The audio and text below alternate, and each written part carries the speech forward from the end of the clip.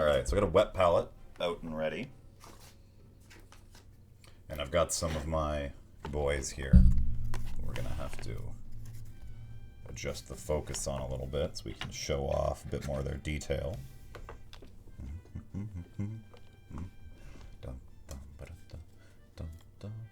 So this is the brush size I'm going to be using in comparison to these models for most of it. You can see it's a pretty big in comparison to them, but it's alright. So we're going to start by doing the Balthazar Gold on all these models.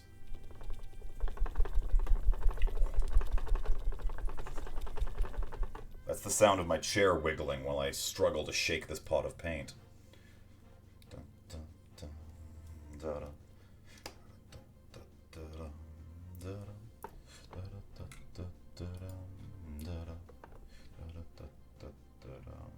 Okay. Got a chunk of it on the brush here. We'll do the palette on this side of me. Oh. Oh, don't roll off, please. Okay, big amount of paint in the middle.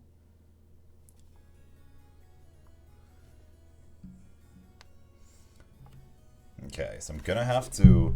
How am I gonna do this? I'm gonna have to lean in pretty close to touch these guys. Hopefully this won't be too disorienting for all of you.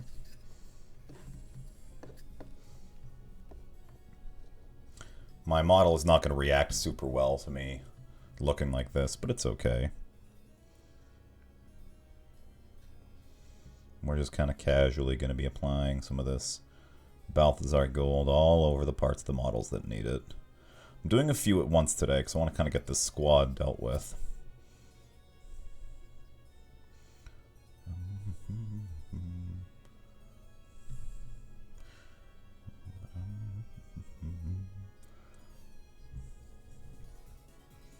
You know what, why don't I move my Streamlabs actually over to my primary monitor? Oh crap, what is this? This is the link box? That means they can go. Oh, no, I want to drag. Oh god, Streamlabs, why? There we go. Alright. So we can actually kind of see how it's going with how the camera looks. That's fine. Well, we'll come back and touch it up, I'm sure. Alright, we also need to get in there pretty low to do his little ball on the end of the weapon. We'll just do the whole weapon.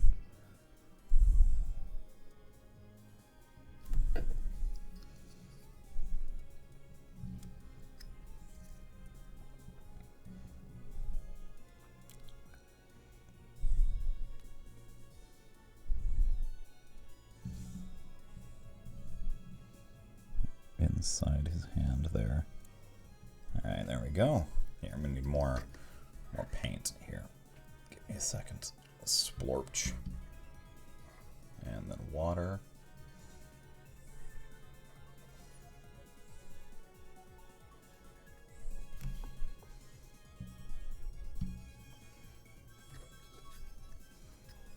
What else do we want to do for this guy? Probably some of his torso here. And right, this chainmail underneath his, as well as the chainmail on his arm here. All this chainmail is going to be brass. We'll come back again to touch it over to make sure we get all the colors done. But I think it's a pretty good start for him.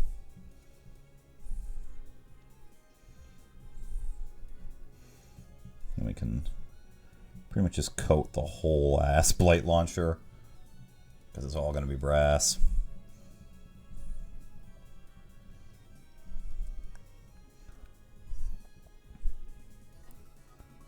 Or bronze, I suppose, would be a better term. Brass is more yellow gold. This brown metallic I've got going on.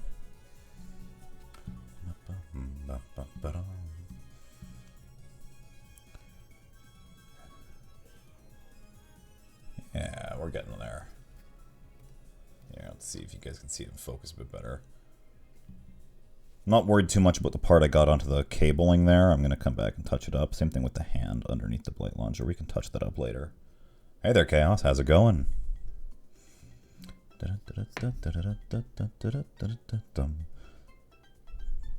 Decided to take it easy and do a little bit of a painting stream today, instead of getting mad about sword art, so that's improved my mood by a significant margin.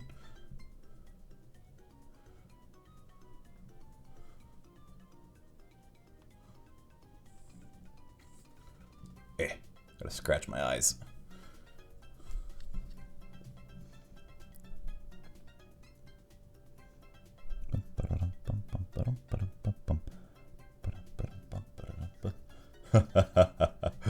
It's one of the few things that riles me up so quickly. And I don't want to put it off. The reason why I'm upset is because I care. Is because I thought when I first heard about sword art that it was going to be the coolest thing in the world. And I was so sorely disappointed that it made me enraged.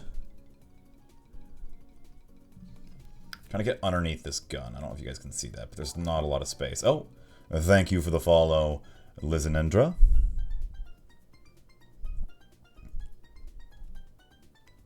Let's get this paint done. I do appreciate new people stopping by. I hope your evening's treating you well. Yeah, I get worked up about things like that as well. I love fiction. I absolutely love fictional stories and fictional universes and the idea of these... Okay, I need to focus my camera so you guys can see this a bit better, huh? No, don't focus on the background. Alright, you, right at the front. Can it not focus that tightly? It can't. I guess I'll just paint with my hands a little bit farther away from the camera so you guys can see. It's hard to get my brush in here when I can't actually put my brush where my camera's supposed to be. Alright. Perfect. This guy's coming along okay. If you want to see an example of one of the finished guys, this is the guy I did last stream. So they're not going to be a super extravagant paint job, but I'm pretty happy how these guys turn out.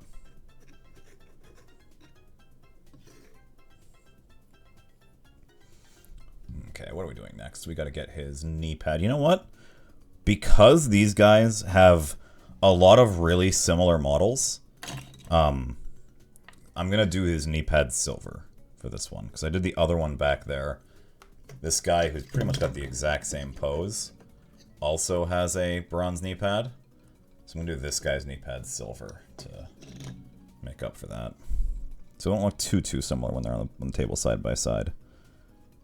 Need to come back in here with more bronze, though. Okay, I need more bronze paint. Splorch. And lots of water, too, huh?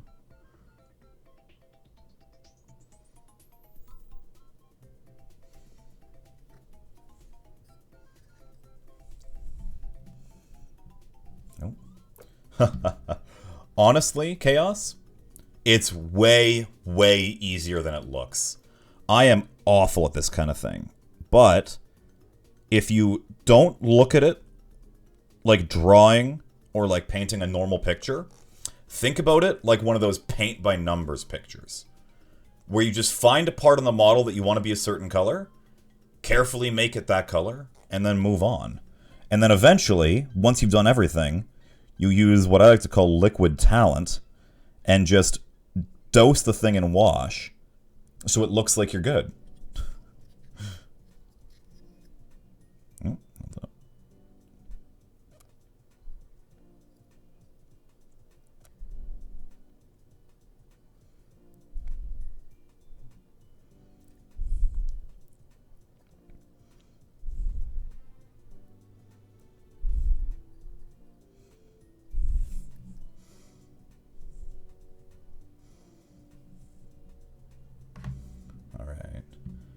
So you play a lot of D&D, Chaos. What kind of... Do you DM or do you play mostly? Because I find myself on the DM side of the screen more often than not these days.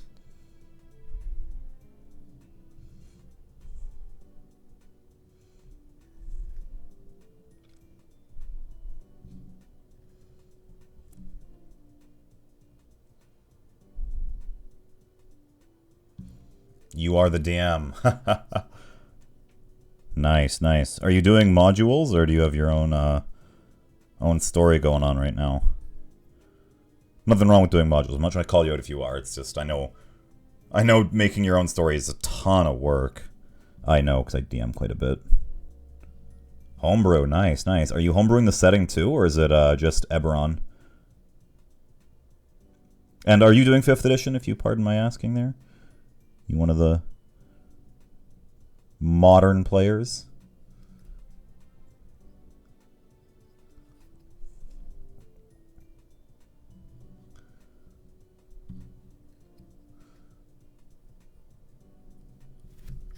Yeah, telling stories is definitely the part about D&D that I love.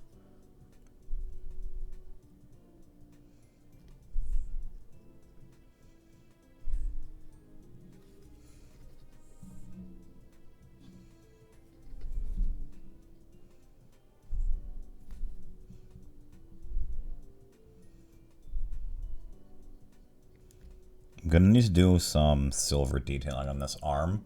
This is a whole lot of the same color in one place, with all this chainmail and the gun all being bronze. Whole setting is your story. Nice, nice. Yeah, that's me and my friends have been working on one setting for a little bit, and we're pretty good at getting along with our quote-unquote one setting. Alright, what else do I need to do for this guy? I can do this shoulder pad with a Nurgle face. We're just going to do this little edging of the shoulder pad here. Will you do his 5th edition? Did you use other editions before? I'm guessing, judging by that right now. You wouldn't believe what actually got me into Dungeons & Dragons was way back when. In the olden times, I actually got in because my parents both played D&D, and they played Advanced Dungeons & Dragons, 2nd edition. And that's what I grew up with, the monster manuals and all the players' handbooks in my house. I had those as my elementary school reading projects. So I kind of grew up on role-playing games, and 2nd edition was my home for the longest time.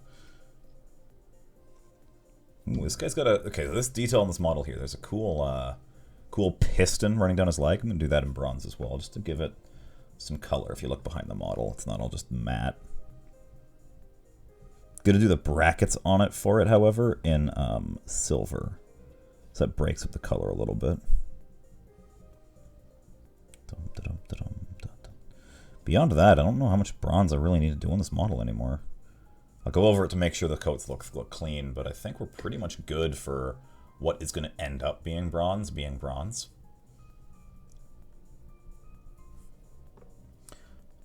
Yeah, so 2nd edition was my original home for Dungeons & Dragons, and then 3.5 happened, and in my house, that was my baby.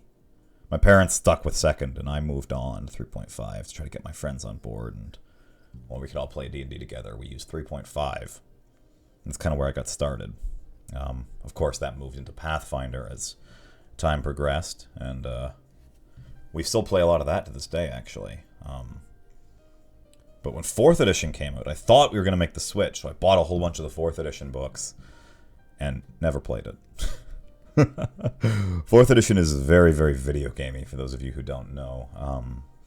It's a very interesting system. I don't mind it, but it's not really mechanically... It's very much built to play like a video game, rather than a tabletop role-playing game. Not that there's anything wrong with like tactical combat like that, but that's just the way it was kind of built. Okay, let's go into some of these details and make sure that the coat looks clean enough. Honestly, with the amount of wash I use, this thing I can pretty much do whatever the fuck I want. It doesn't need to be very clean coats. I just slather my models in wash. Here, I'm gonna hold them up off screen so I can get them closer to the light. Unfortunately, this camera, I don't have a lamp in here. I've just got my super bright room light. You love the fact that to create stories and everything? Yeah. Well, one thing I do is, I do small micro sessions with Storylight with only a few players, just to get myself in the habit of like ad-libbing encounters and designs on the fly. Use like a rules-light combat system and a single-player character, and me and them just go off to try to quickly roleplay for 3 hours or so and have a story get finished and be told. And I find that's a pretty useful way to develop your speed at coming up with, oh shit, I mentioned an old lady. How can I work her into this scene? She's actually a demon. Oh no. Stuff like that, right? But it's nice to go back to things with a little bit more of a defined structure. Me and my friends are currently doing what we've affectionately called Asia Land, where we've created a conglomerate setting filled with all those anime stereotypes you'd want to see, but you never get a chance to because D&D is so Western focused. So we've pretty much replaced all the standard stuff, and we've got our small group of the world that's pretty much just Japan. I think it's called Zenkoku.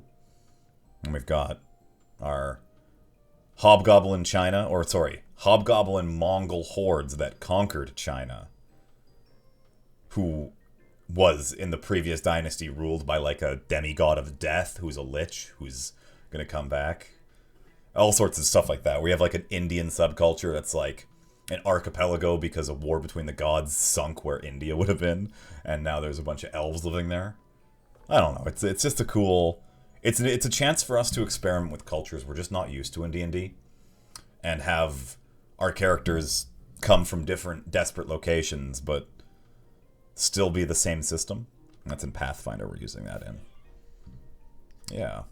Okay, so this guy's bronze for now will be done, but we have his 3 friends who need to have their bronze dealt with.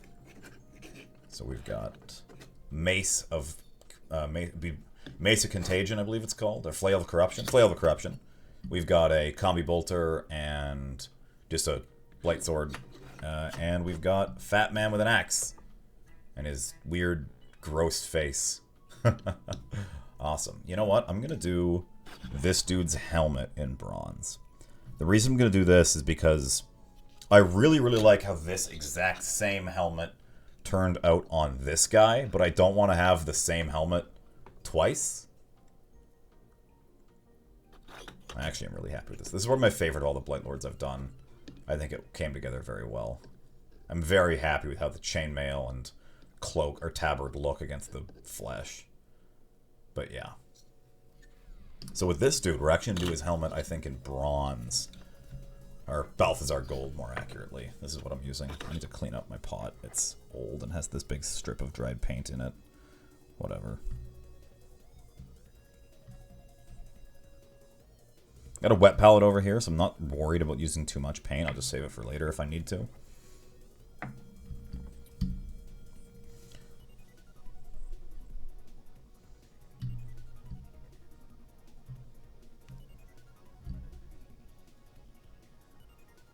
The other thing I'm starting is, I don't know if you've ever heard of a game called Lancer Chaos, but that's one of the games I'm trying to get up and running on stream, actually. We're going to be trying to stream that game.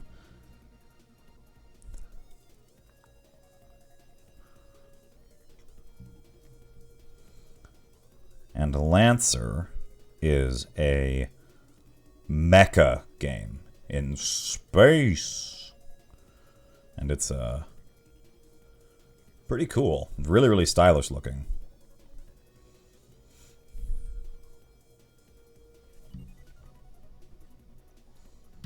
I'm just trying to see if I can't wrangle in my crew. It's tough finding people willing to kind of play in a VTuber style game. I'd like for everyone in it to also be streaming. That way we'd have that max amount of holdover.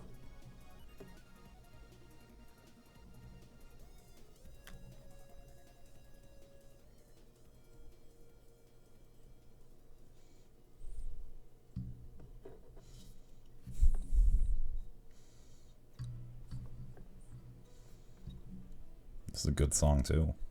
Man, my friend Ren makes all the best bangers. Here, everyone follow him. Let me, no, don't open that link. Here, we're gonna hit exclamation point music. Oh, I need to actually click my text box. Oh no. Yeah. He's made all this music we've been listening to. It might sound like it's just video game music, but he's actually done original compositions for all of it, just based on the original tracks, and they're very, very nice. He's extremely talented. Go follow him.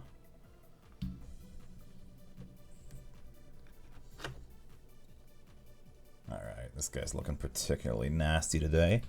So how are we going to do this? We're going to do his... Let's get some of this excess off the brush.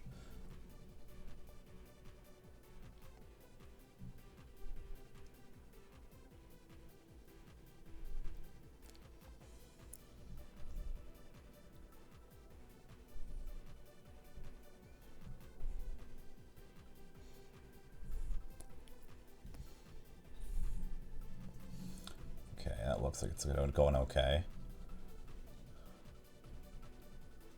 Yeah, I like that.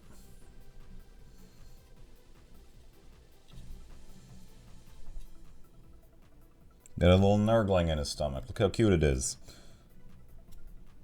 We're going to go underneath the sword here. It's hard to see, but under the sword here where my brush is pointing needs to be touched up.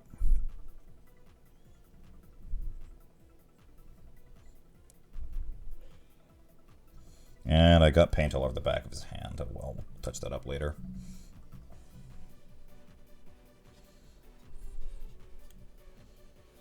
Honestly, this guy's shoulder pad doesn't have a lot of decoration that I can do in bronze. So we're just gonna do his backpack fan in bronze, because that provides some color. And we'll do... Man, what am I doing with this guy? What is he going to do? I think his shoulder pads need to be all silver. That'd be cool. So we're going to do his gauntlet lining in bronze. That's pretty cool. I love Death Guard for this kind of reason, where you can kind of just paint them, honestly, however the hell you want. You don't need to worry about a specific formula or how they're going. You just kind of go at it and have fun. Like, for example, I was painting Drukhari a few months back, and there's just so many clean lines, it's like, I don't know where to start. Trying to make everything match up was just tough.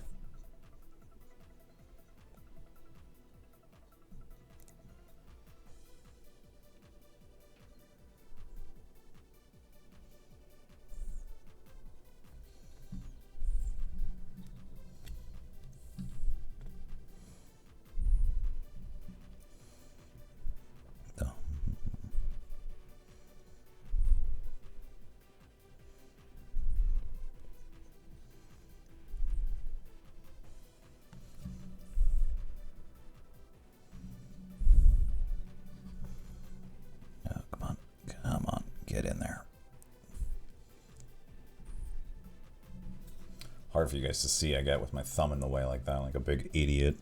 Sorry. Okay, that's looking okay. Let's get underneath the gun, try to get the gap between his hand and the gun itself. This gun's covered in like all sorts of biological looking bits, so I don't want to do everything on it bronze, because I'm probably going to have it be like dark red tentacles spilling from the top. But it's also still covered with a ton of actual metal too, so I don't want to have the metal just be flat Death Guard green. That's fine for their armor, luckily.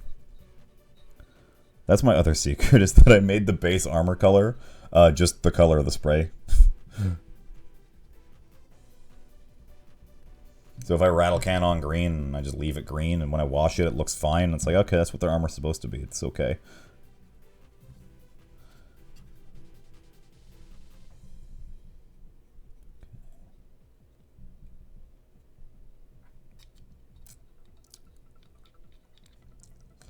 Honestly, I'm at the point now where it's looking like I can't get any deeper on this gun without, like, doing parts that no one's going to see anyway, so it doesn't matter. That's my other secret, is I take tons and tons of shortcuts And I don't really mind if I don't finish a model 100%, because no one's going to notice. It's just for my enjoyment. If it does bother me later, I'll come back and fix it. I think we're going to do this gauntlet here with this little bronze.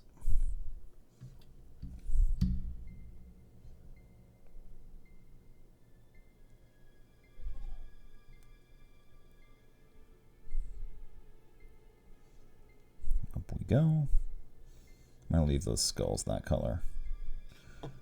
And we're going to do, those cables are non-mechanical, they're flash. Okay, never mind, we're not doing those cables. Alright, so that's all the bronze this guy needs. Out comes Flail Boy.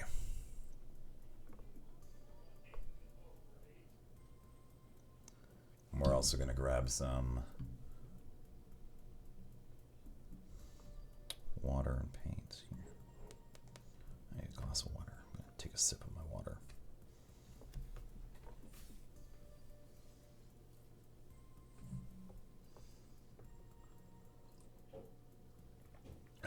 There we are. Okay.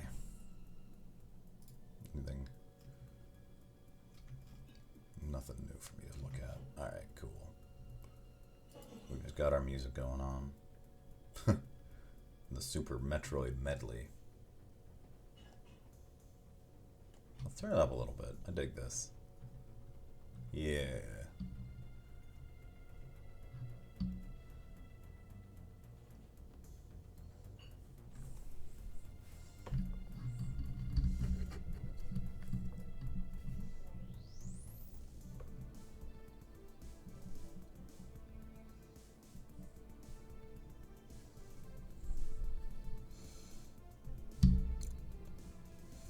How did I do this? How did I do this? No, it's slightly different, but I can do this in bronze, I think. Or is that more of a flesh? I can't tell actually. If this horn is supposed to be metal or bone. Guess it depends on how I paint it, right?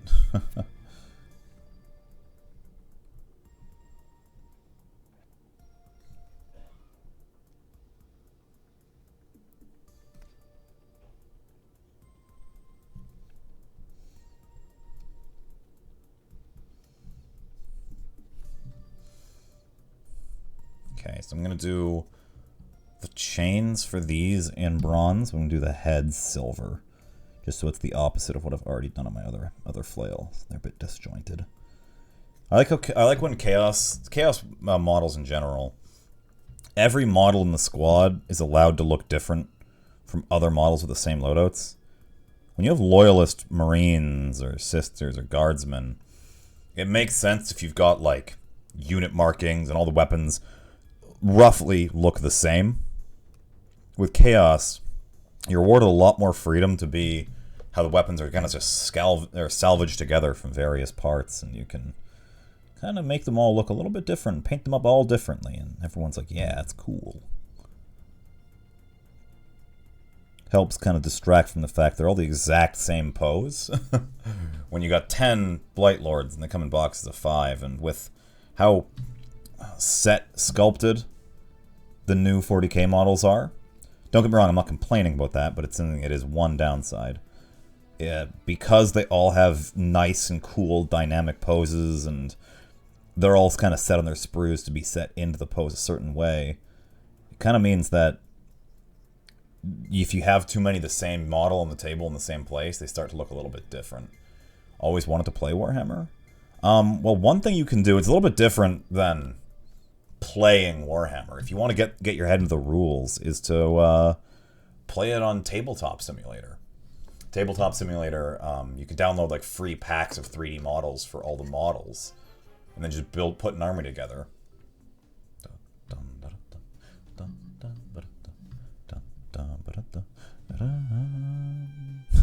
And that's an option that you can just find opponents to play, and you can have a pretty good time. For example, one of my VTuber friends, at least I like to call him a friend, Commissar Azura, one of the regular spots on her channel is that she plays Warhammer Online with people. And it's actually pretty cool.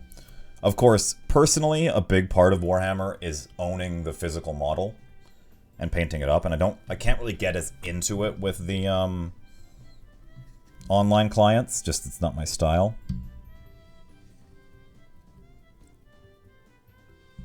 But if you're just trying to learn the rules, it's a great way to start out.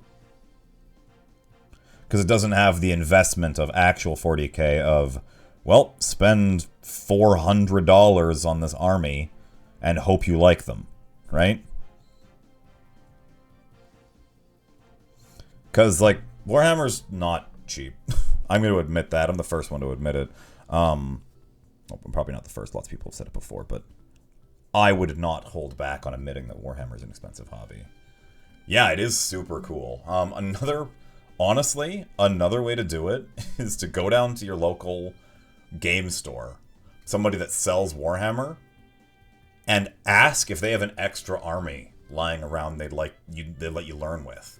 Most of them would. I know most Games Workshops officially do, if you have one in your area, where they've just got like a bunch of Space Marines or whatever kicking around, and you just put them on the table, and you roll dice against the guy who owns the place, or against a friendly player or something.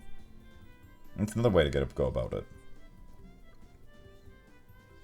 However, be careful about actual Games Workshops, because they are being paid very specifically to get you to spend a lot of money, so they will recommend quite heavily that you buy models and paints and brushes and tools all from them. Their brushes and tools are pretty overpriced. Well, I wouldn't say overpriced. They are nice. They're decent quality. But they're expensive.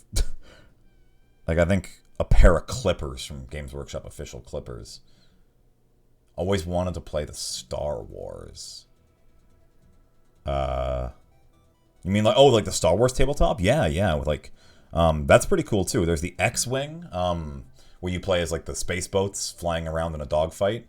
Or I think there's like a Clone Trooper one where you can like use individual guys walking around. Or did you mean the Star Wars RPG, where you just, that's a D100 system? Because there's that too.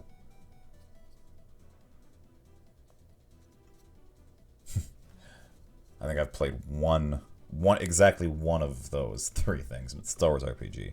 And I played it, I think, at a convention. I never actually had the books. I met somebody at a con who was running a game. We just hit it off. This was pre-COVID, for those of you who are worried that I would break things. It was also like a decade ago. Jesus fuck. Oh man.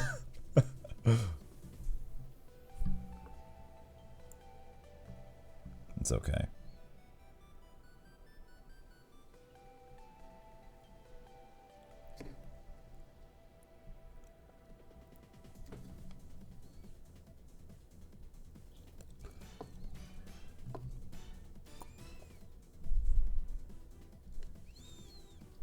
We're going to go around these balls because I want the actual balls themselves to be silver. So I'm not going to worry about covering them up with paint just yet. I'm just going to do their rims. Get it? Because he's got 3 balls in his shoulder pad and 3 balls on his flail. Rule of 3, baby. Nurgles' sacred number.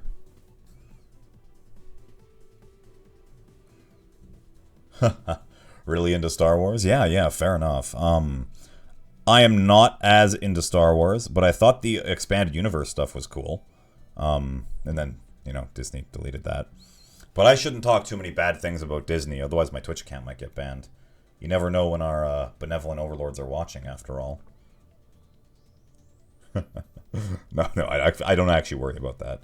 But, yeah, I haven't seen any of the Disney Star Wars. Watched the original trilogy. I watched the sequels and honestly didn't get much out of them. But hey, it could have been worse.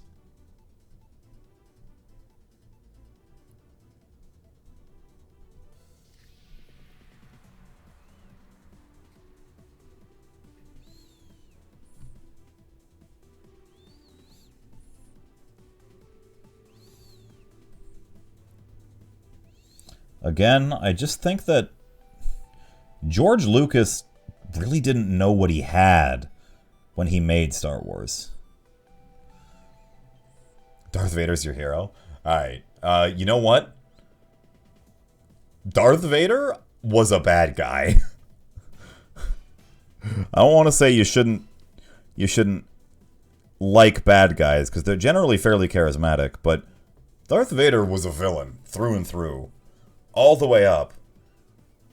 Like, I know that at the very end, he ended up killing the Emperor to save Luke. And this is going to be a pretty ridiculous argument. But it's like a specific type of fascist soldier seeing that the dictator was about to kill his son, you know, after he had worked through the concentration camps. And then it was like, well, the dictator's about to kill my son. I can't let that happen, so he kills the dictator. Doesn't really make him a good guy.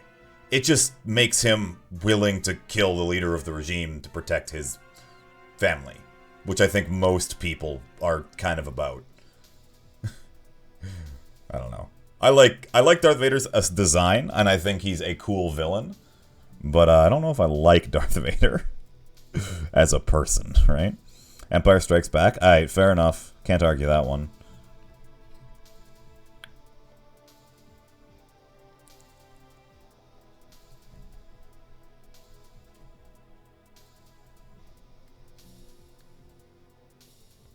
Alright, I think we're pretty good with this guy. He doesn't have too much more bronze I need to do. Maybe I can do like get the wheel in there. Yes, he is awesome and has great powers. Force Choke is a thing of nightmares. Also, just isn't Anakin like considered one of the strongest Force users in the galaxy or some shit? Isn't he just bustedly OP? Yeah,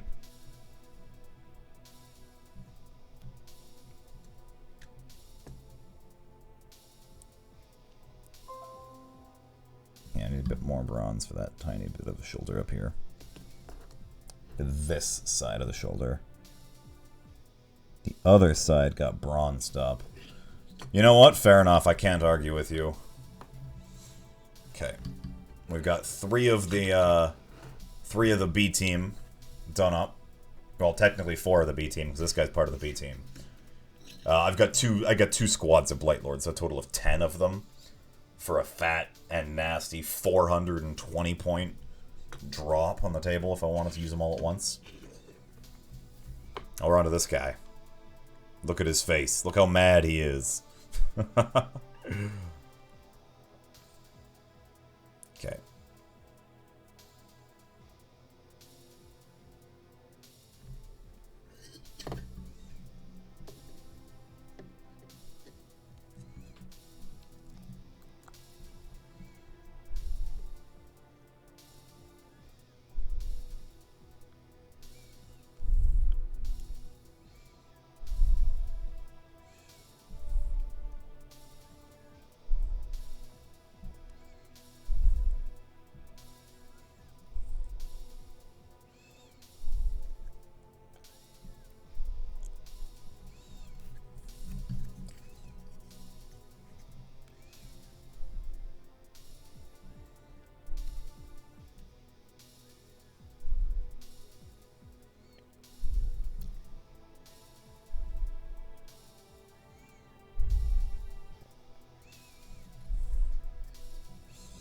We're doing his entire, like, tabard here in bronze here, because I want to do the opposite of what the other guy has on his tabard, which is silver chainmail. So we're trying to get across with that here.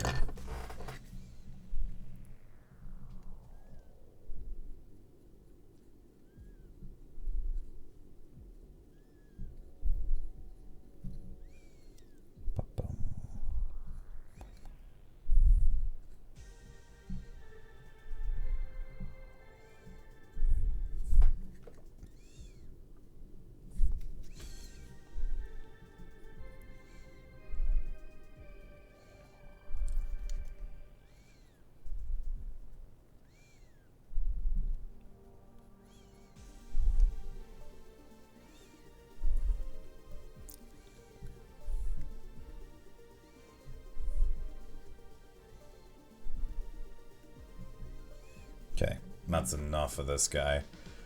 Star Wars is great, Alan. I'm a bit of nerd about it. Fair enough. You know what? I don't think it would be very fair of me to call you out for anything nerdy. You saw how mad I got about a children's anime yesterday, so I don't think I'm one to talk.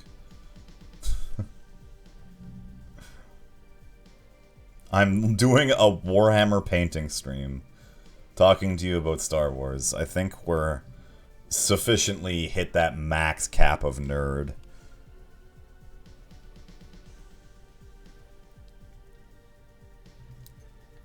You can do this guy's entire back circlet here into bronze to break up the color a little bit on him.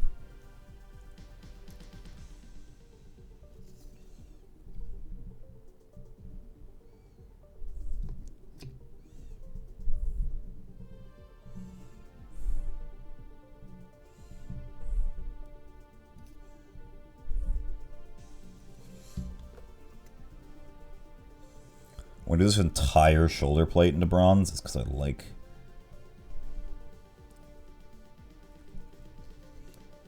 it. I don't know, I just want to do it. We're gonna do that fly of Nurgle on his shoulder pad is gonna be in silver. So we're gonna do everything here into bronze.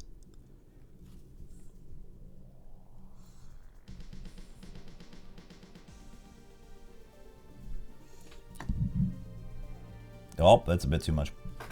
A bit too much paint on that brush there. Oh well, who cares? We'll deal with it when it comes.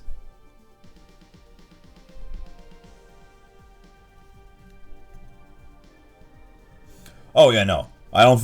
Yeah, being nerd is a little bit cool now. You're right. It is. You get clout point for being a nerd. All right. Ah! I just put my finger on the wet paint. I'm an idiot.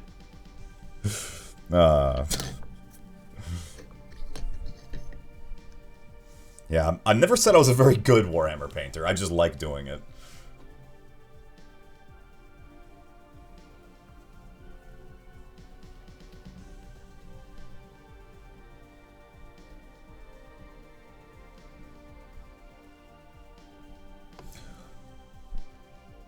I'm gonna do his axe in silver just to be a bit more of a contrast with the other axes that I've done in brass. His gun, however, will be in bronze as usual, I believe. That's just the easiest. If we just fucking coat this thing in Balthazar Gold. Yeah, I know, right? I shouldn't just put my finger on wet paint. I need a wet paint sign around here.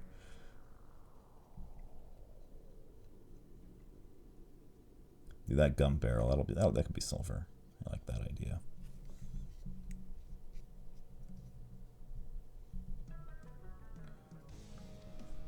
One of my friends just bought another Primarchs because we played a game of 40k not too long ago, outdoors, because we don't have to worry about the gathering restrictions that way. So we set up in the sun and on a fold-out table, and we played some Warhammer outside.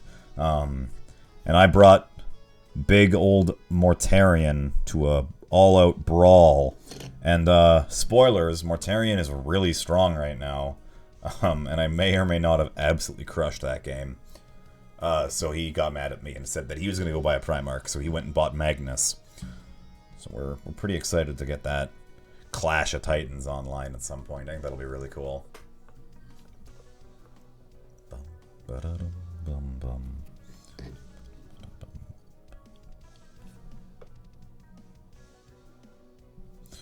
I absolutely love Warhammer lore. Particular. I think some of it's pretty bad. Don't get me wrong. I don't think it's all good, like perfectly written. But as a whole, I think it's an amazing universe that you can explore for a long time, and you don't have to worry too hard about finding space. What I mean by that is Warhammer allows you a huge amount of room to just look and say, these guys, my guys here, they're special because they're from this place. There's a billion unnamed planets in the 40k universe. And every single one of them could just be home to a new Death Guard army that no one's heard of.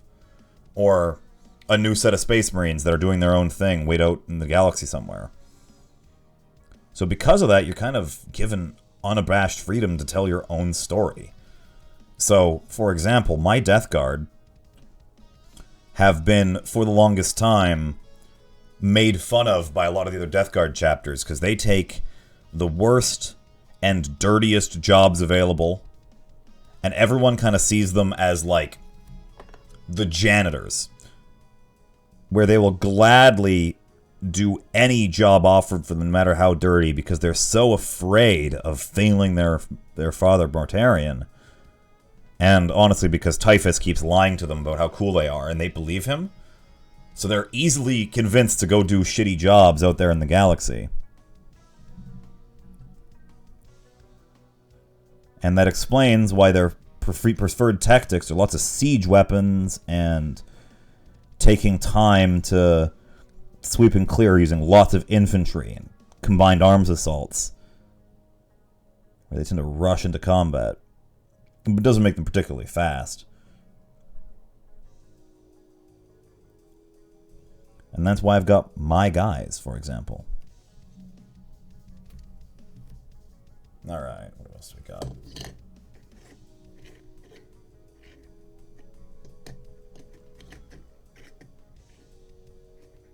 That chainmail can be silver in his jacket. Alright, I think that is our bronze done. I'm gonna hold these guys all to the light so I can take a look to see if there's any more coats I need to do, any of their parts. But it seems like it did a pretty good job of catching all the parts that needed to be dealt with.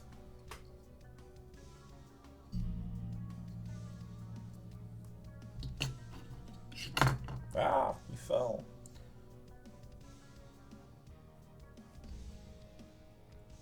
Alright, cool.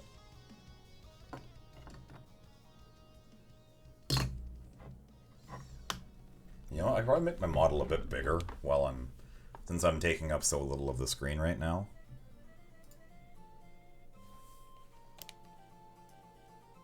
Ah, I'm too big now. Look how small my puny gaming chair is. Alright, there we go. I'm decently sized again.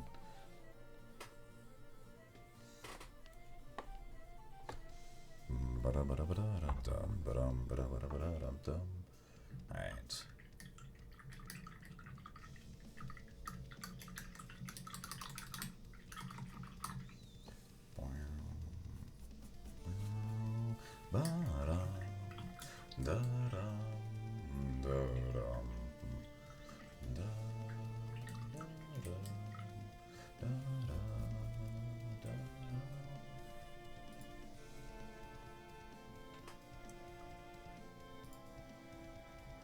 I need to give this person...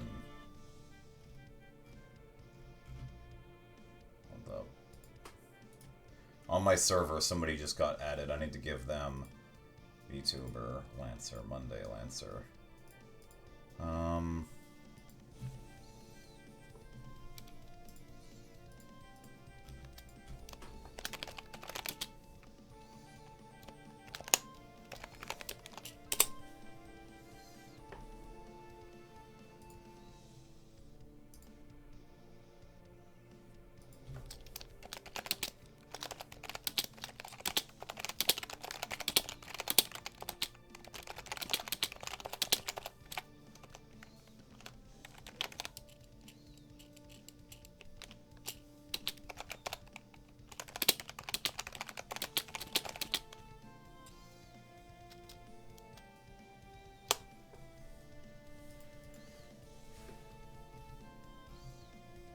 I gotta send a message to somebody on Twitter, because I think that's the last way I contacted them.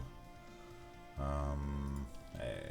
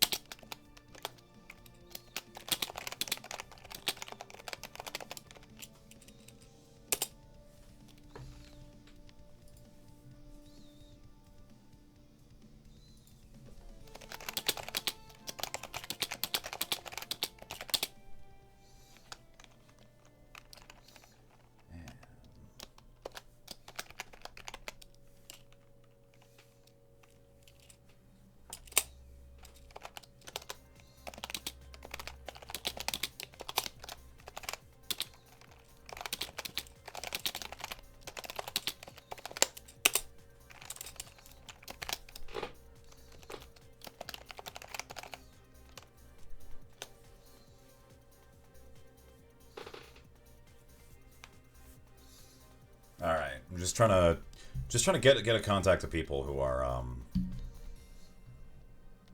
gonna be in my Lancer game, which is an RPG I'll be running.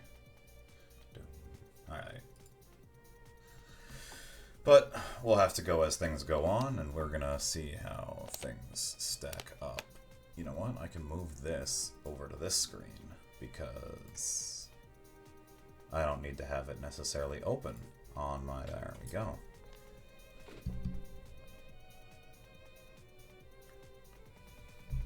Okay. Why did I just cleaned my brush. Why did I put it back in more bronze paint? I'm a fool. A fool and a child.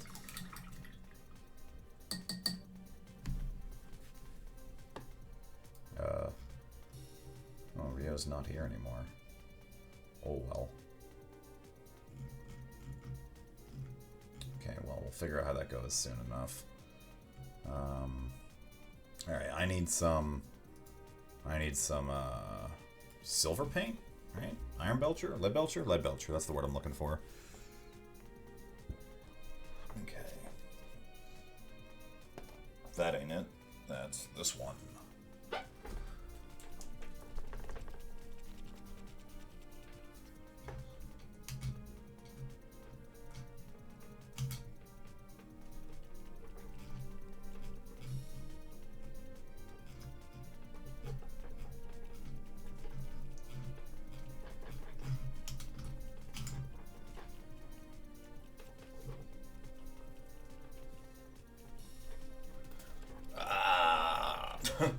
Okay, that paint pot should be sufficiently shooken. Oh, there we go.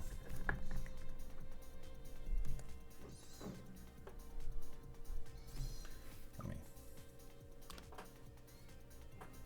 get make sure all the paint's off this before I use it again.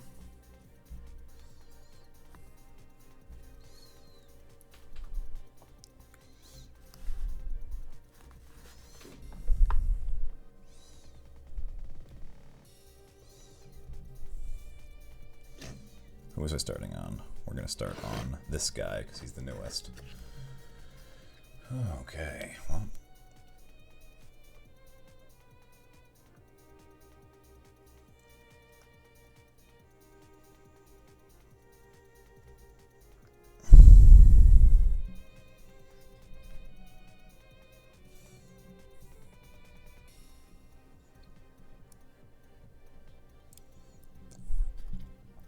Okay.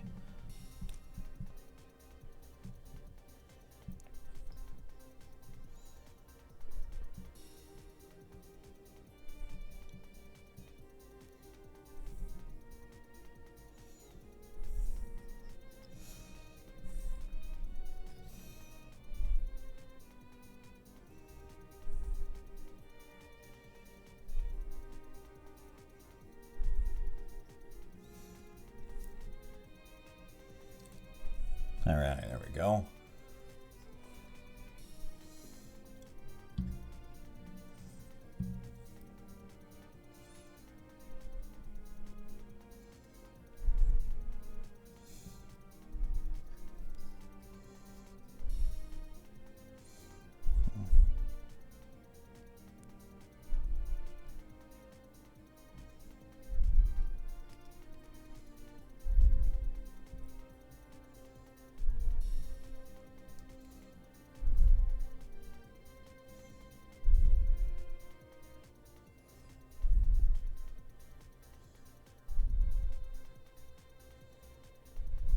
There we go, that's that.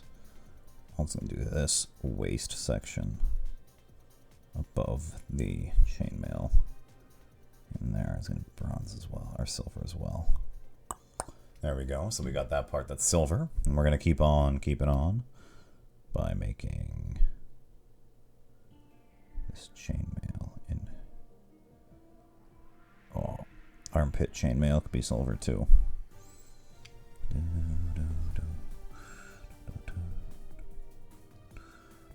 Okay, what else needs to be silver? Honestly, that's probably pretty good for now. Yeah, sure, you're good for now. Let me come back to you in a bit. There's a sword guy next, right?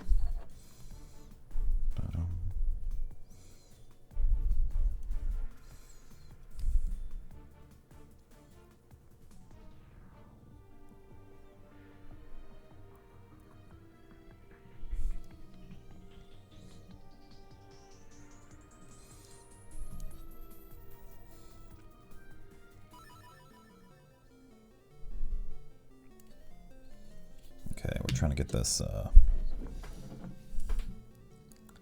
section cleaned up well. We got that going on. I'm doing this side as well, I think.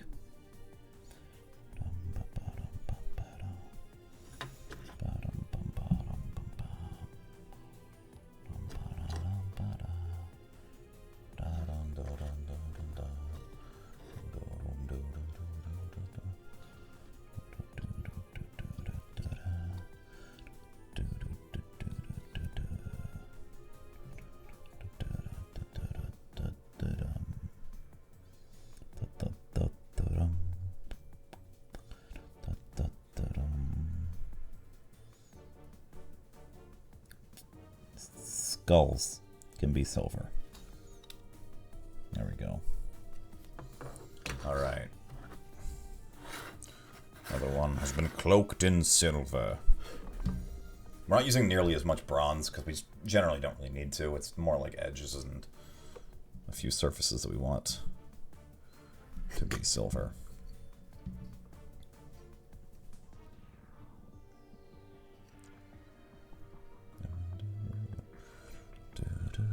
For this guy, he's gonna have his great balls of silver.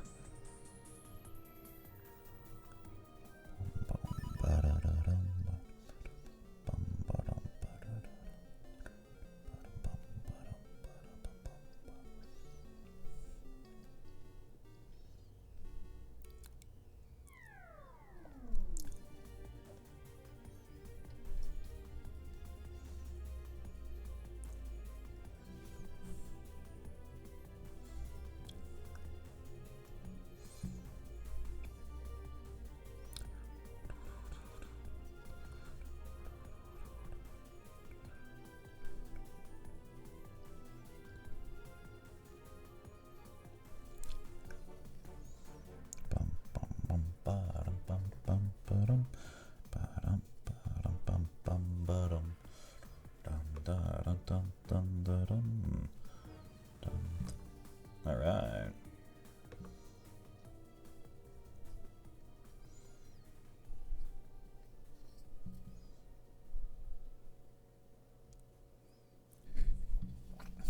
We're gonna do these tips of the shoulder pad. Now we're gonna be silver.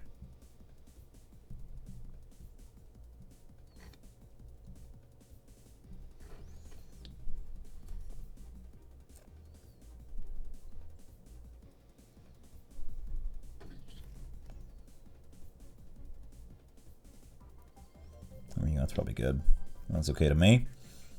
Especially once there's a wash on it, you won't be able to tell.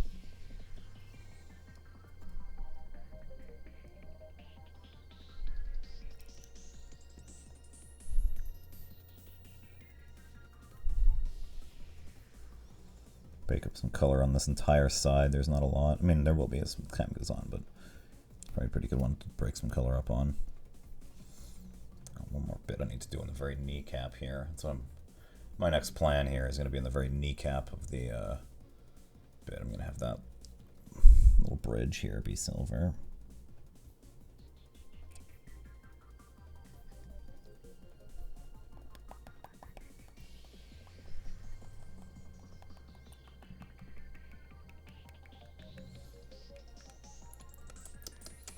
There we go. Let's do his face. His horn can be silver. So his little face mask thing.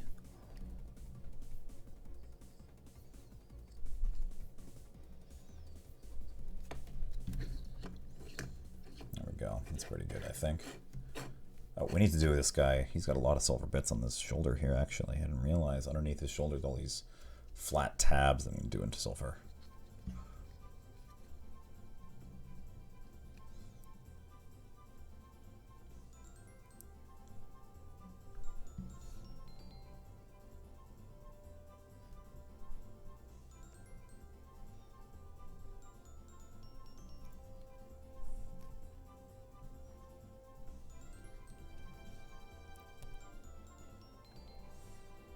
Go. That's pretty good there. Okay. One more dude. One more dude. Never thought painting would be so taxing. Hard to keep running commentary going while you're painting, though. Without a game to react to, it's kind of like you're talking to yourself. But it's okay. I don't mind too much. I think I make an entertaining painter. At least I hope I do. At the very least, I'm hopefully easier to watch than those pros. I get a problem whenever I watch really talented people do something that I kind of get afraid. And I'm like, I can't do that. But I watch someone else who's trying their best and produces a decent job without clearly being very skilled. I'm like, hey, that's pretty impressive. You didn't really know what you're doing, or you weren't an expert, and you still did a good job. If that makes any sense, right?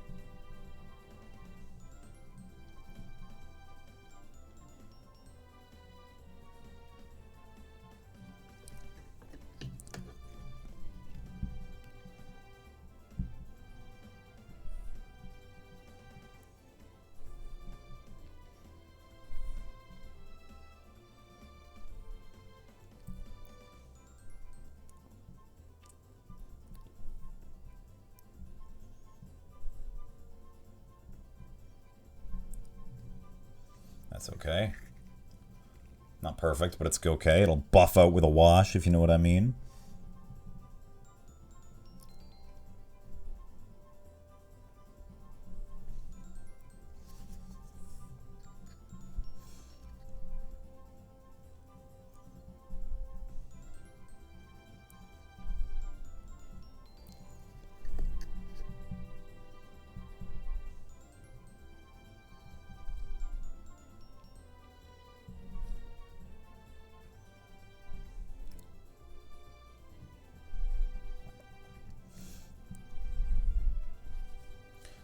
Alright. Axe time. Okay, so we're coming in with a pretty hefty chain axe. We can pretty much be very liberal with our coverage here. We don't need to work too hard about it. Or worry too much, I should say. We can work as hard as we want. We don't really care what happens as long as we get our paint. Well, it's really watery. I need to mix more pigment in there, because that's like barely any. There we go. Still pretty watery, actually. Huh. What I'm gonna do.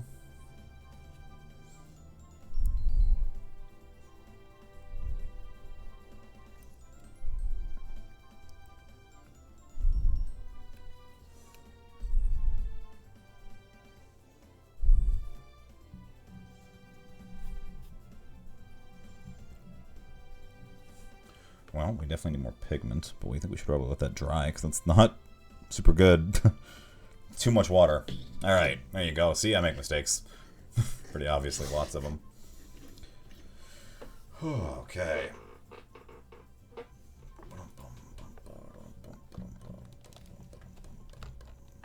Oh, shit. You gotta retweet this. How did I not see this?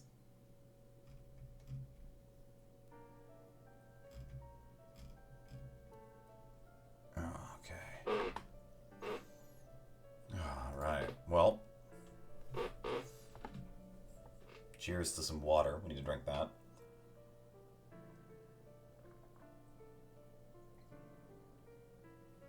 While I'm waiting for this guy to dry a little bit, I can show off some of the other models I've been having right here. So, the full crew of Death Guard, Blightlords.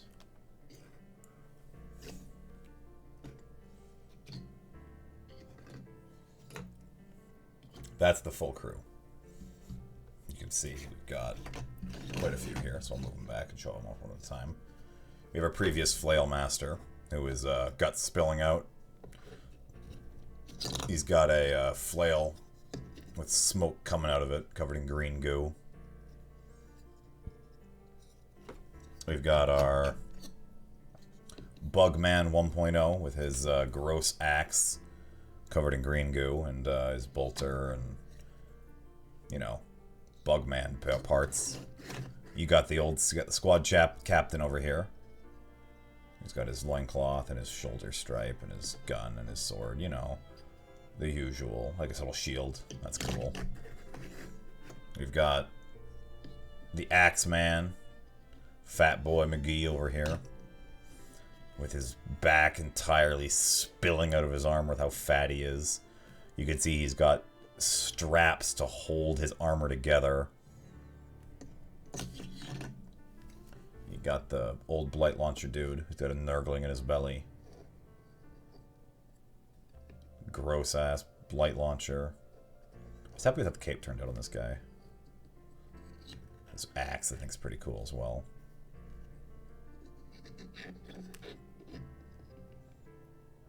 Yeah. That's the squad of Blightlords we got going on before us. Oh, plus, of course, the guy I painted last stream here. Who's full on becoming a bug with his little Goro sword. We've got some Death Shroud, who I'm pretty happy with. This guy here.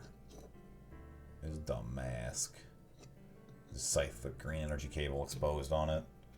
This guy who's got a tentacle helping him hold on to his scythe. Kind of smokestacks coming out of their back.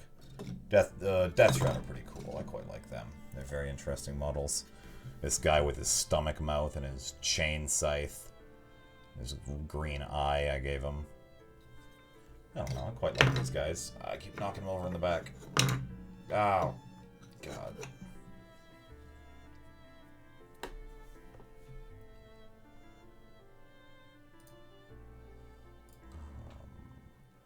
All right.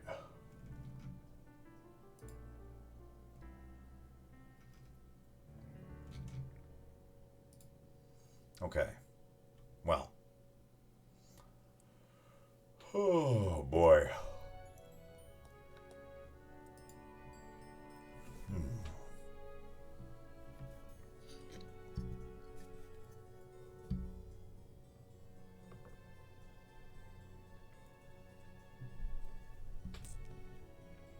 There we go. This is much more clean.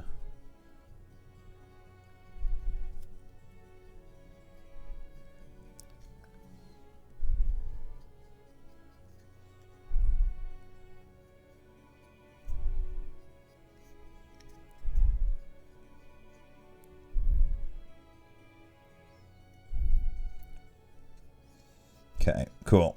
Alright, that's enough for his axe, I think. When he gets washed out, it'll all come out anyway, so...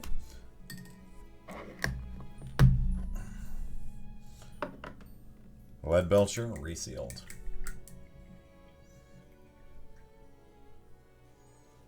I'm gonna try pretty hard to make sure all the silver's off this brush, because that's just the worst when you get metallic pigment on your next brush. Okay. Onwards to bone! Alright, we're gonna shake up our pot pretty hard. Ugh. I'm not pulling a DSP, I swear. I'm shaking a paint pot. There we go.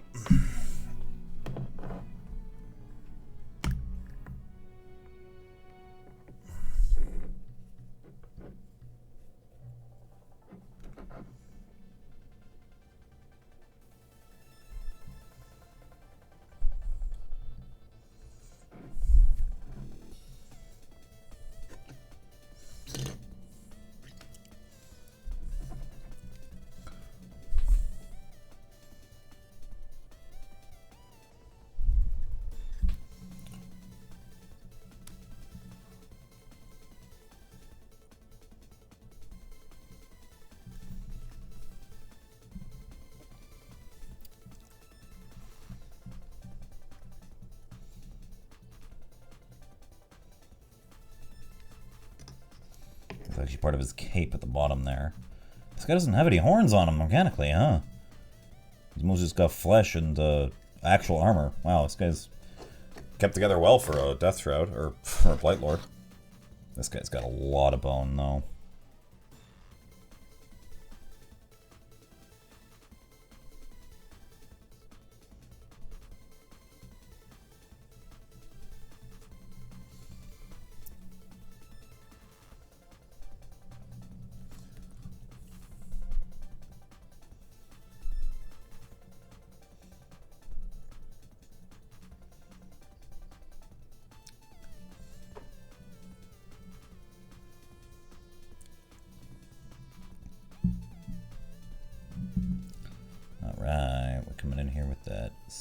spicy bone paint.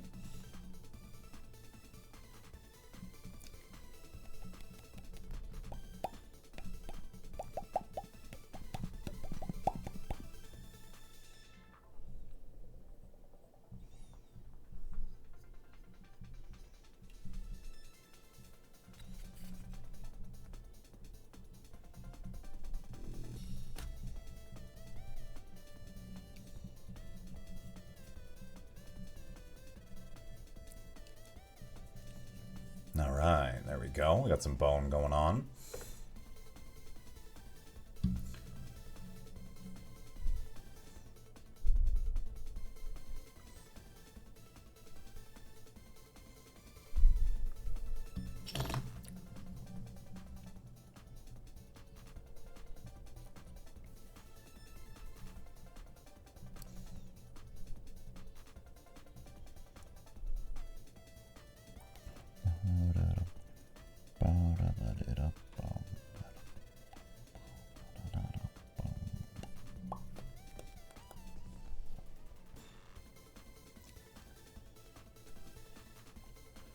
This guy's covered in bone spikes, man. What fun.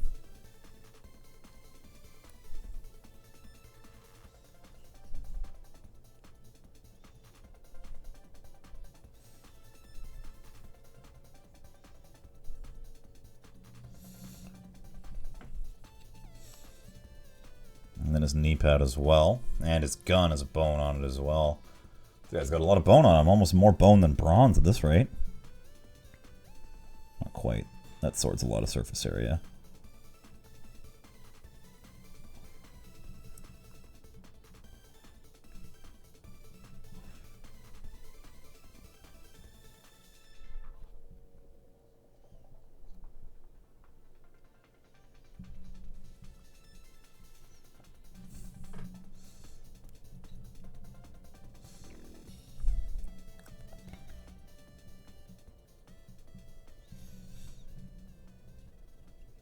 Anything on his feet I can do for bone bits? No, there's just like chunks of meat on his feet, to be honest. Okay, we'll come back to him in a minute, because he's going to have to be retouched. Because he's got a lot of bone, and that bone is a layer paint and doesn't go on good with the first cover.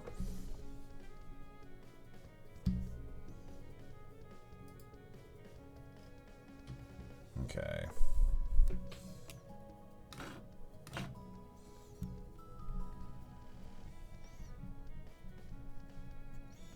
Does this guy have any bone on him?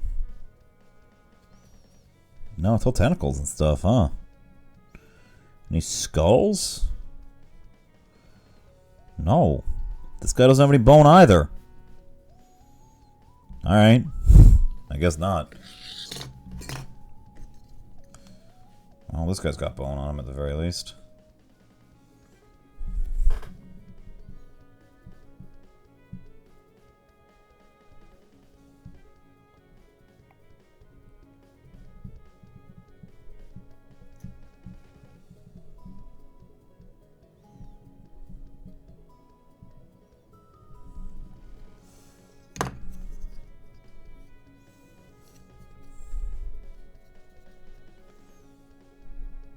I'm going to make the handle of his weapon out of bone as well, actually. Just to mix it up from all the wood-hafted weapons we've got up until now. Also, because I want more bone. Got all this bone paint out. I need to use it for something.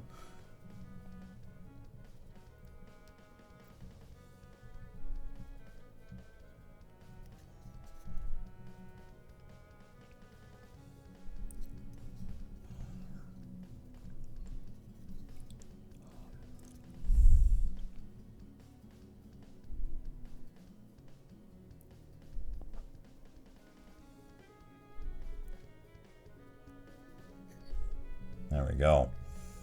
Yeah, it's coming along pretty good. I like this guy.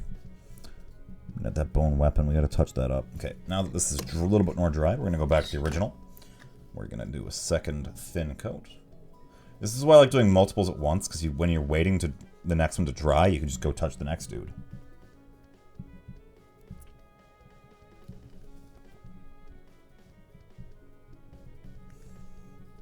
Okay, Okay, what else needs to be done with this guy? I don't think anything else, actually.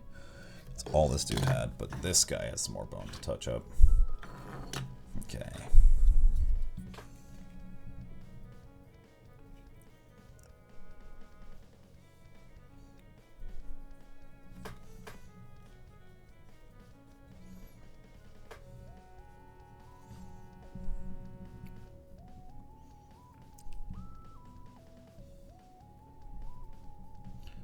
Yes, let the power flow through you.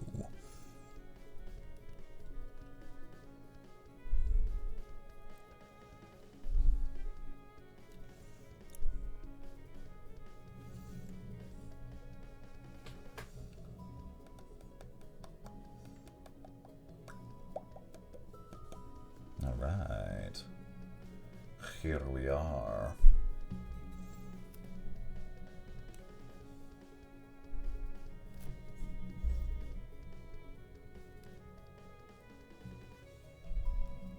Oh, you can't even see that when I'm lifting it up that high, can you? No.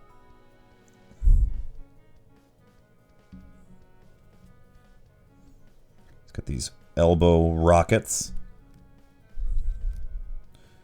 He's got the one on the one's on his back, and his little horn coming off his head as well. And now, this is the hard part. I'm going to get my thinnest brush in here, and I'm going to try to do his teeth. You can see under his face there, he's got like a grin on him. I need to get that. I need to get those teeth done.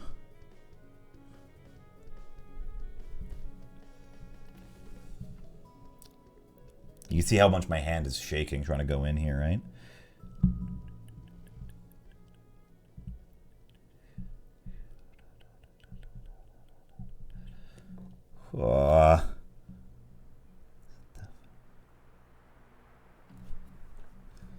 It's definitely not easy.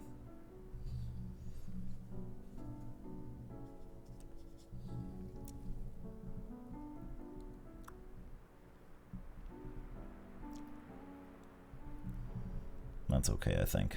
All good. There we go. Yeah, these ones need to be cleaned up. The brushes, I mean. And then we can, from there, I don't know, red goop on the insides. We can do their guts and tentacles and stuff. All could be red.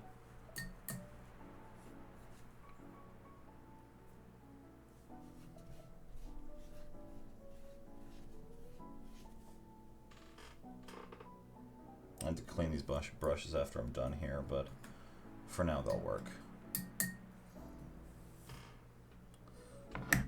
Oh, there we go.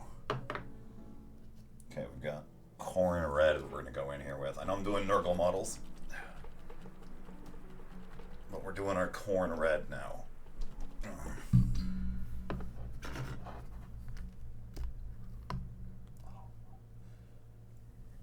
Now, one thing about corn red is that it comes out of the pot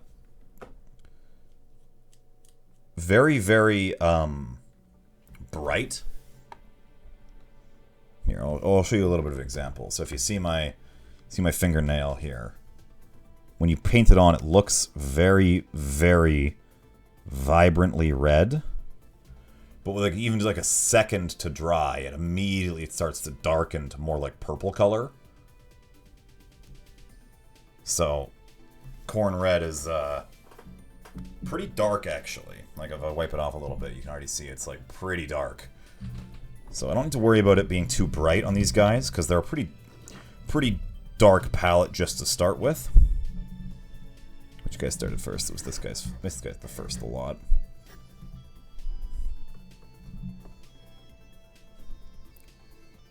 Big dollop of corn red in the middle of my palette. And some water in there to wash it out a little bit, so I'm not just coating the model with it. Okay, I need to get a very fine point on my brush here. Because on his face, he's got these, like, maggots crawling out of his mask. I want to do red.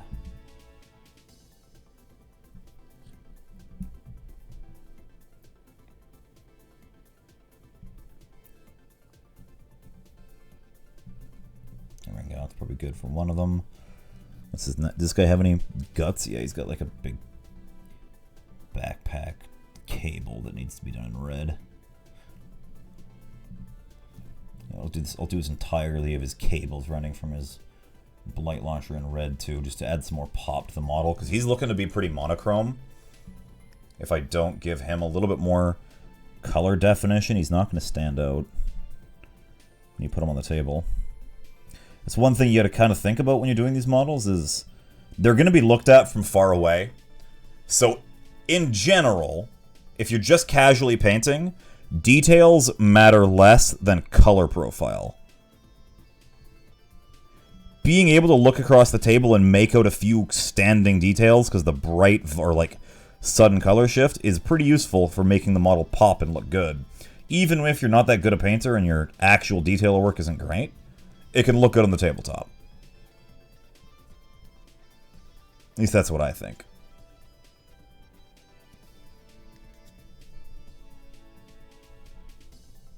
He's got some tentacles coming under his armor, actually.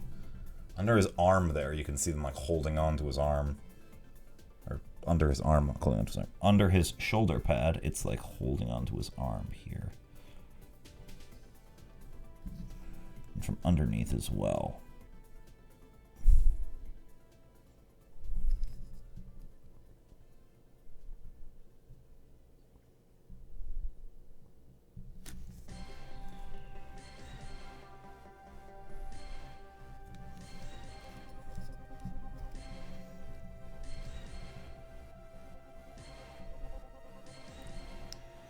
There we go. That's actually pretty good. Not too much work to make those bits stand out pretty good. It's coming together all right. All right, number 2. Okay. This guy's got a big old stack of tubes on his gun that I'm going to make these bright red colors.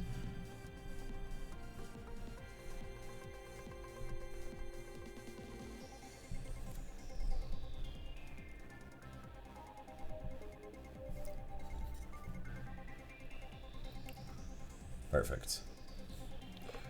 And he's got lots of... Does he actually have very many bits?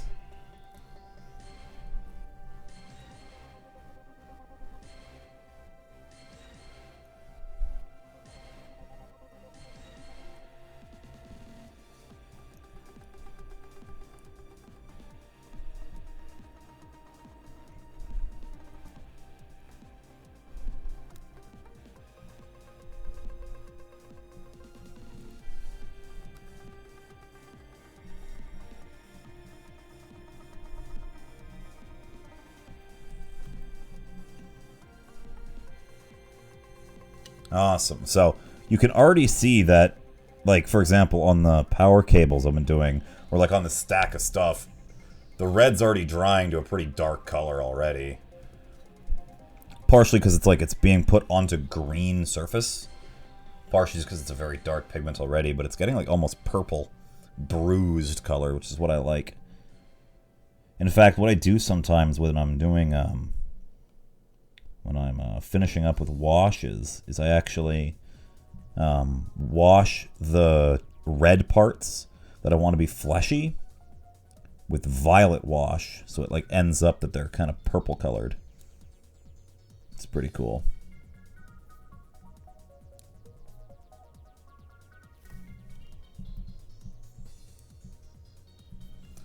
Yeah. You can see, for example, on like this guy's entrails, right? How it's kind of really, really dark. So that's when I went over it with purple. Same thing with this dude's tongue coming out of his stomach.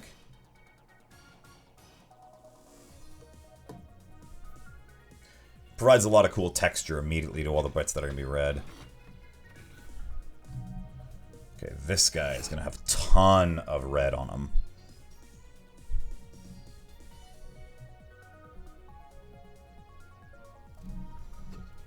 Okay.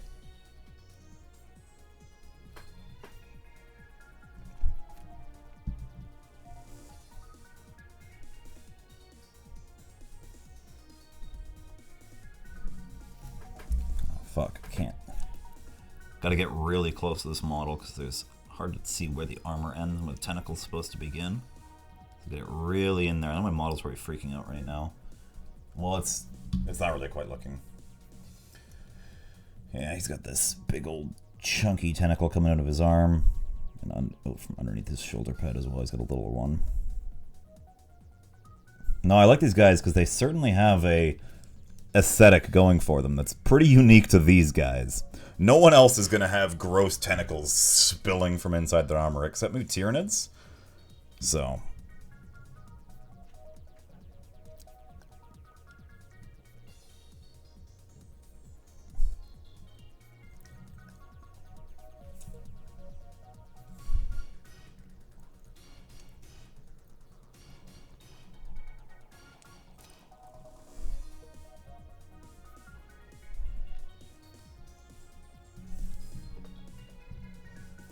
Alright, we're getting there. This guy's gotta have more guts, more glory. Plague for the plague god. You know how it go.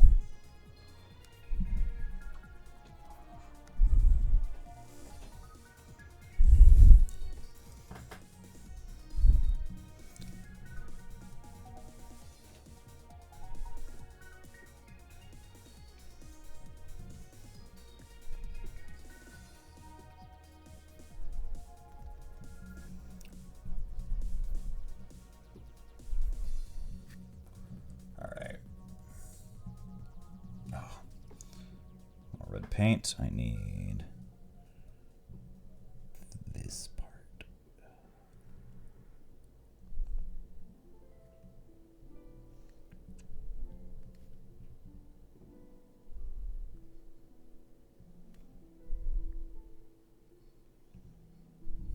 All right. Here we go.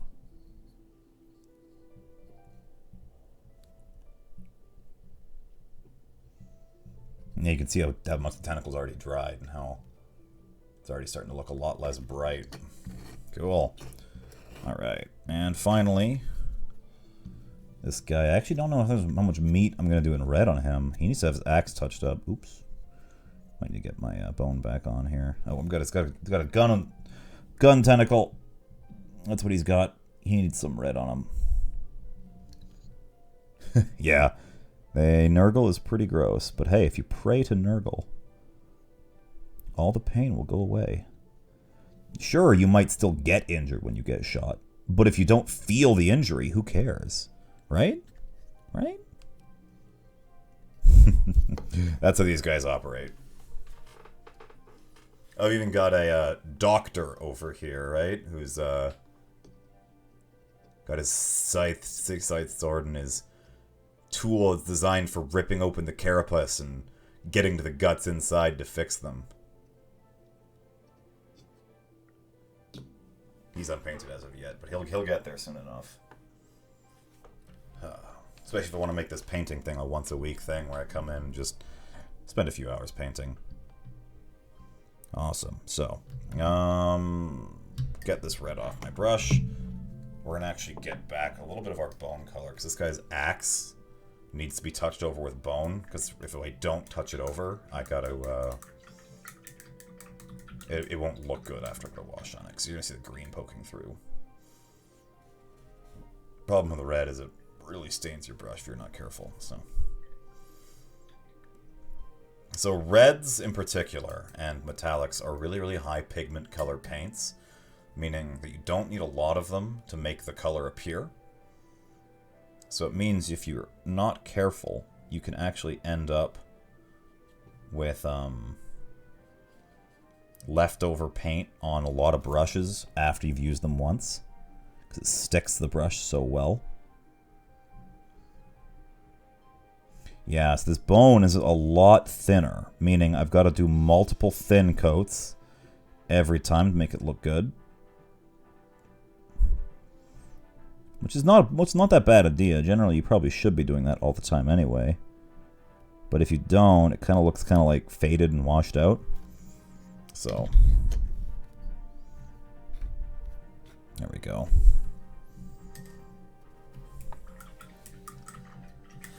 Alright, well, there's a red dealt with. What do I do now? Purple. Purple. These guys are all wearing purple capes. Because I've got... that's a running theme across my guys, is they have these purple capes they all wear. To give them, like this guy, the back of his garment, as you can see, is purple. And this guy here is like his purple waistcloth. That's just because, in my army, my version of the Death Guard, the purple is an elite status you get. You know what? I'm going to go grab a couple guys. You can see some different colors I use to designate different squad statuses. Oh, let me get up. Keyboard, please. Don't do this to me.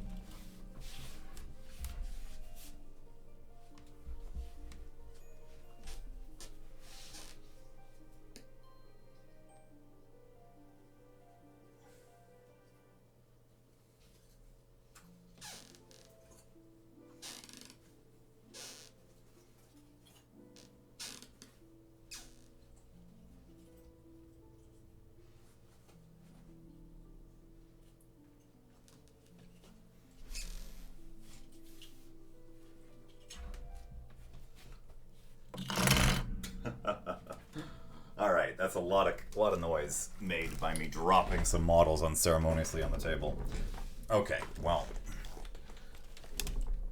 I've got the Elite Core guys who are blue. They've got a theme where they're all kind of got blue stuff going on around them, and their heraldry is blue. These guys are the specialists. They don't actually join the combat as much as they're just there to keep tally or buff up their allies. So, for example, the Doctor's robes are going to be blue, because he's part of the blue team, for example. The Command, black. The Elite guys, these are the people who are on loan from other chapters. They've got black cloaks.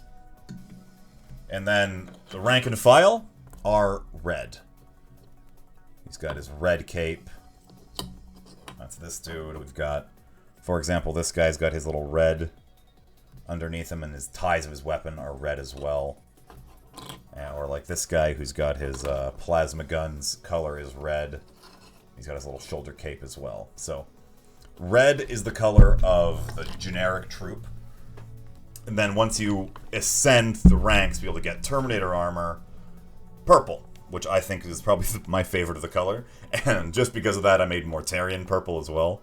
But that's just I really like the purple. It looks really good on the green.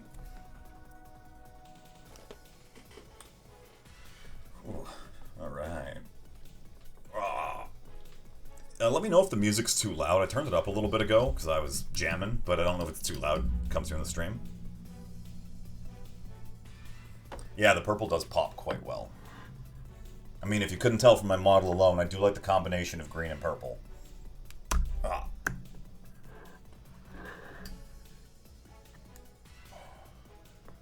Purple's one of those paints that also has a very, very high pigment count, kind of like red. So you got to be really careful when using it, because you can, if you don't water it down, it can kind of just go right over it. Awesome, music's not too bad. Cool. Yeah, no, I like this music. This is, again, my friend Ren did all this. Not specifically for me. He's just a musician, and he likes remixing music, video game music. Or I shouldn't say remixing. It's a full composition. He's recomposed video game music.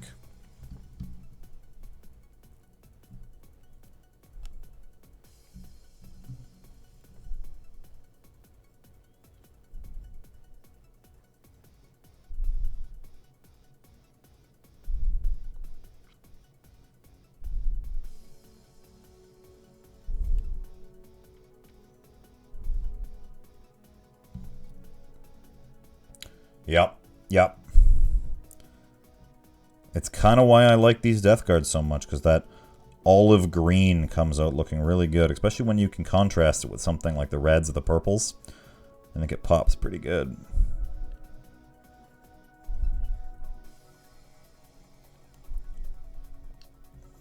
It's good enough for the front part.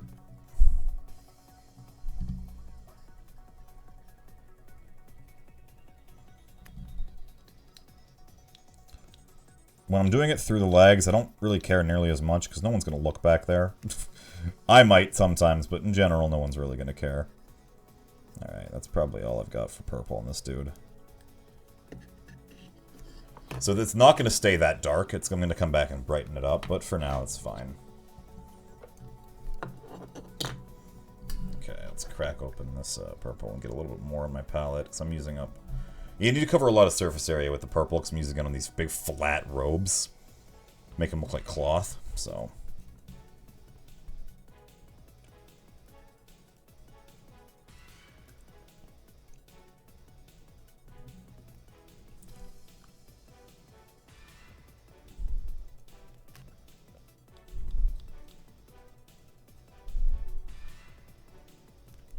Oh, this is going to be a tough one to do, because I got to get in here with my butter brush.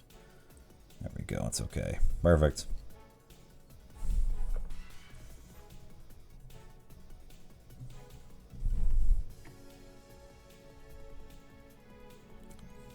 He's got a lot of purple, this guy does. Look at how big this cape is. It covers both sides of him.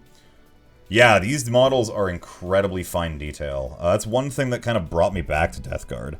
When I first started playing Warhammer, way back in the day, I played Chaos Space Marines with a specificity towards Nurgle.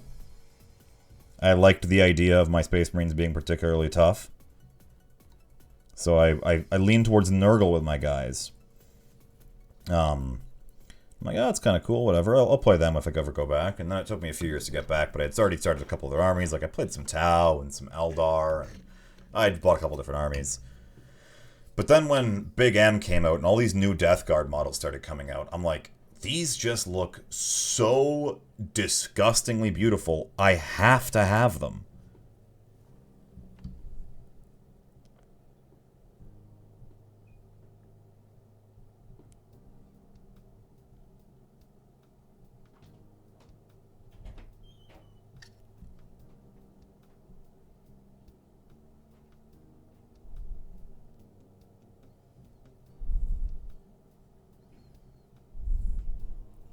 This guy's kind of tough because this tabard needs to be purple around the edges, but not on the chainmail.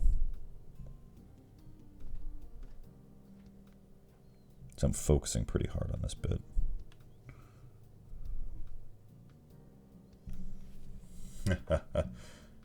Yeah, these guys. Also, I kind of like the lore of these guys. Again, they're Plague Marines, and Space Marines are already pretty fucking tough. Now, Nurgle as a god tends to attract the most followers. This is simply due to he offers the best reward package. Or more accurately, most amount of people who need a god's reward need Nurgle's reward. Nurgle offers them freedom. He offers them freedom from fear. He doesn't offer them hope. No, no, no. He more tells them there's no need to change as long as you accept what things are. Accept how shitty life is. And don't try to move forward or change things. That'll just get you hurt. How about I make it so that it doesn't hurt anymore? Then you can just take it easy. Sure, you'll get disgusting and bloated as your corpse begins to rot around the mortal shell you've created, but who really minds? As long as you don't feel the pain, right? And that's it. It's freedom from the fear of death. You get sick, and you're lying in bed, and it hurts. You just pray for that pain to go away. That's all you do. Hours and hours you lie there in the very poor medical conditions the Imperium offers. And anyone makes the pain go away, you'd call out for help. And Nurgle's there to answer. He just takes away the pain.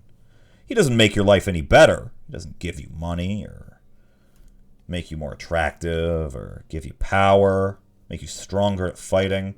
No, he just makes it so you don't suffer when a bad thing happens. In fact, everything feels pretty good forever. And that's the scary part of Nurgle, is honestly how attractive his pickup package is for the average person in the Imperium of Man, which in Warhammer is a pretty shitty place to live. Where at any moment you could be killed because you said the wrong thing at the prayer group. So these guys, however, are not normal people, hiding in fear of the local disease or plague. None of these guys are superhuman warriors who know no fear at all. They simply drive themselves forward on towards the next battle. Does this guy have any cloth on him? Doesn't look like it. This guy does, though. I forgot this guy's, like, shoulders.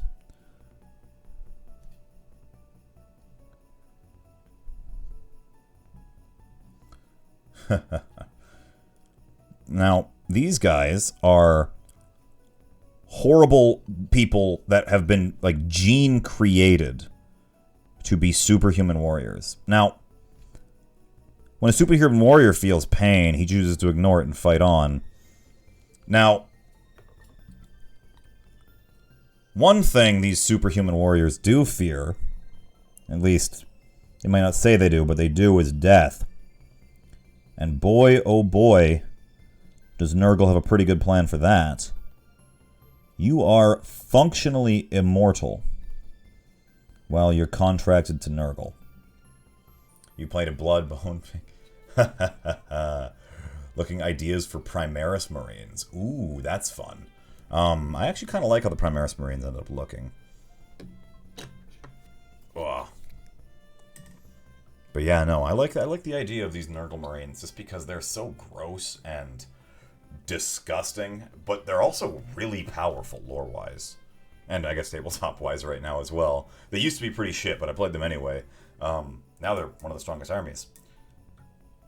That feels weird. Looking for ideas to do Primaris. I mean, honestly, if I were to hop into Primaris right now, I think I would go with Lamenters. Something yellow and be like, ooh, boy. Something real aggressive. I just can't paint that. I know I can't. So, if I had to do Primaris, I'd probably do something, honestly, really basic. Like, I mean, rather than Blood Angel, like, Blood Raven would be cool.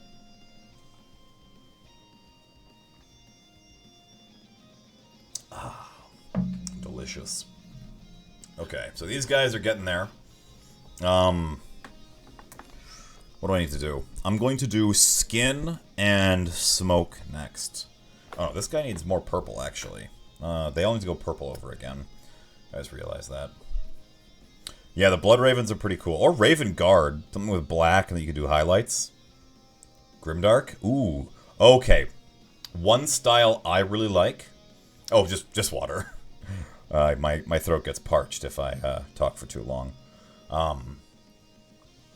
I like doing bone white, like Wraithbone Citadel Contrast spray, and then I just cover the whole thing in wash after wash after wash after wash. Actually, you know what? I will be right back. I have a knight to go grab that I can show off.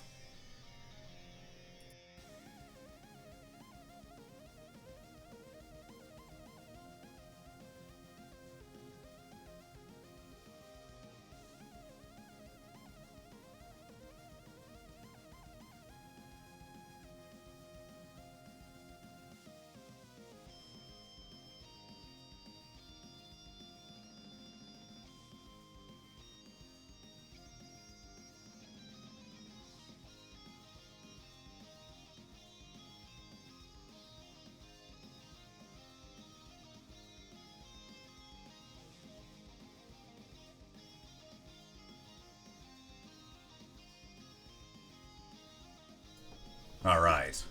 So you can probably predict where this is going from the feet you see already.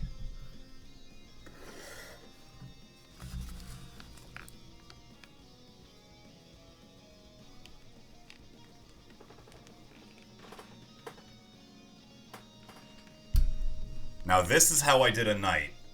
With entirely washes, pretty much. There's a few things you'll notice as you look at them. You got like dirt structure. I need to point with my non-purple part here. And like edges along the inside of the shoulder pad up here. That I did with, Dollop of Honey. Yeah, no, mead's pretty good. You should have more mead, Takage. But yeah, no, this guy is one of the models I'm pretty proud of, just because of how gross he looks. This was pretty much just like nothing but washes over and over and over bone white. And letting it pool and sit, like you can see along the edges here, where it just, I let it sit there for overnight as it dried into this like black stain. Yeah, so this guy is the leader of my Chaos Knights. You know, a rampager. But, oh, thank you for the follow.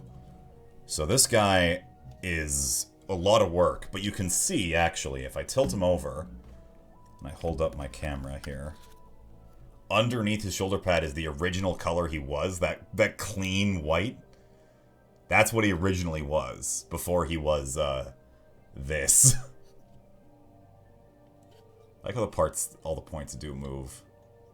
But yeah, so this guy is one of my favorite styles for if you want to do something grimdark looking, just make it white, but really dirty. That's what I like.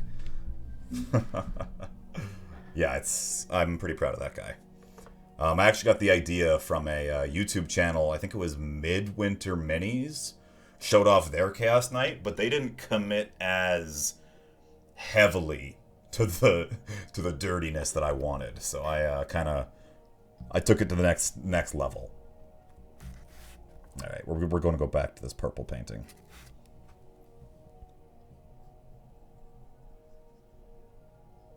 We're just trying to go over all these parts that I wanted to make purple, and just with the second coat, just so that they do well. Ooh, Corrupted Raven Guard. Well, you don't have to necessarily have them be corrupted, but maybe they've been fighting Chaos for so long that they just had to use some of the enemy's tricks against them. So you have one of the librarians might have like a demon sword of Tzeentch that he's convinced he has under control. Or maybe they've started dirtying their armor because they ended up on like a Nurgle world or something like that, right? Or you don't have to necessarily go Chaos, but just they've been fighting the enemy for so long and started to use the enemy's tactic. But you know what they say, if you stare too long into the abyss stares back.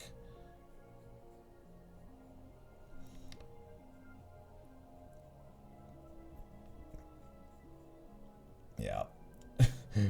This is why I got into 40k Chaos. It's pretty much just because I loved the models so much. I'm like, I have to have them. They're the coolest things ever, and I just had to go out and buy more. And I've been slowly buying more every time I go to the game store, and I know I shouldn't, but I can't help myself. On the topic of Chaos Knights, I've got one guy I've been working on recently. Kind of a kit bash, because you can't get Armigers. You can't get Chaos Armigers, it's not an option. So I had to buy a regular Armiger and then convert the hell out of it. It's got like a weird tentacle face. He's got this masks of a, on his like glued to his shoulder pad. He's got tentacles coming off of him. I'm going for like a Dark Mechanicus vibe from this guy.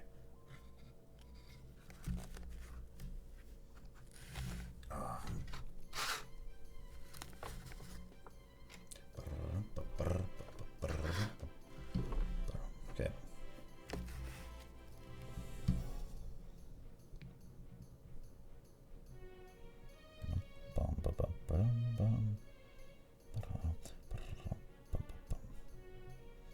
All right, here we are.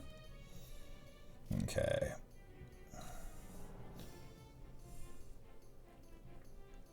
Oh no, he got purple on his sword. It's okay, I can brush it off. Then I can just go over it with bronze again later if I need to. If I remember to. I might just wash him without it if I forget. Yeah, alright. This guy's probably good enough purple. Let me double check this guy's purple levels and his cape. Probably pretty good. Yeah, you're fine. This guy doesn't have any purple cloth on him. This guy, yeah, I can just leave him where he is for now, actually. Okay. Alright. So, next comes the really fun step, the wash. This is where my mediocre painting talent begins to look semi-good. Or at least I think so.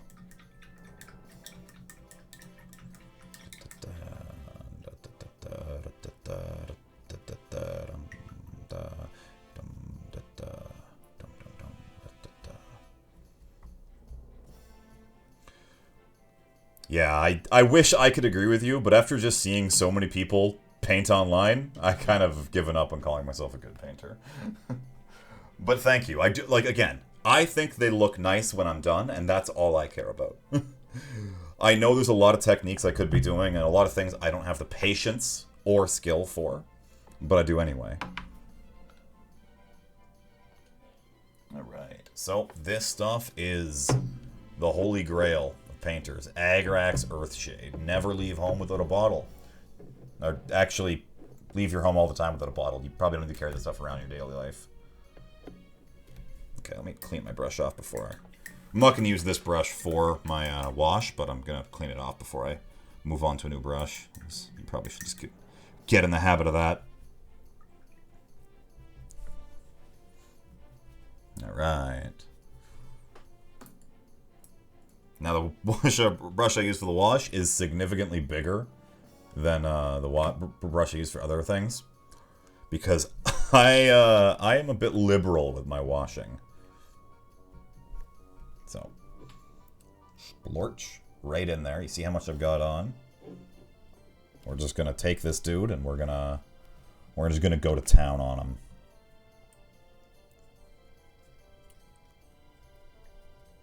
Everywhere but the purple is pretty much gonna get this liberal application of Agrax Earthshade. This is because Agrax Earthshade makes any mistakes you've made while painting disappear, and any details you didn't touch while painting look as if they're supposed to be like that. It's beautiful stuff. I really like it.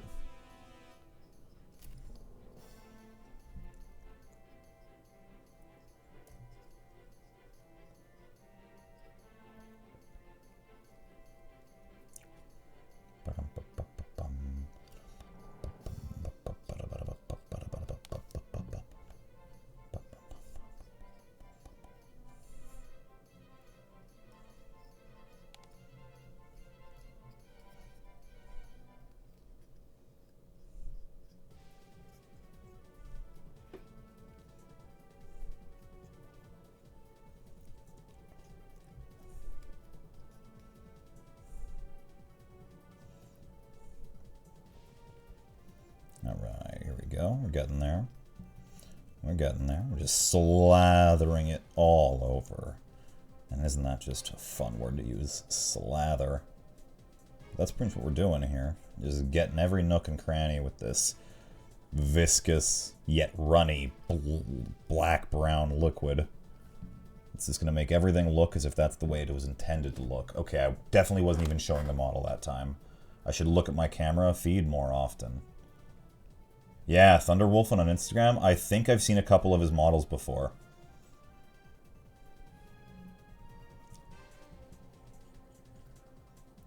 Oh yeah, that's good. That's looking like it's some good sauce on the gun here.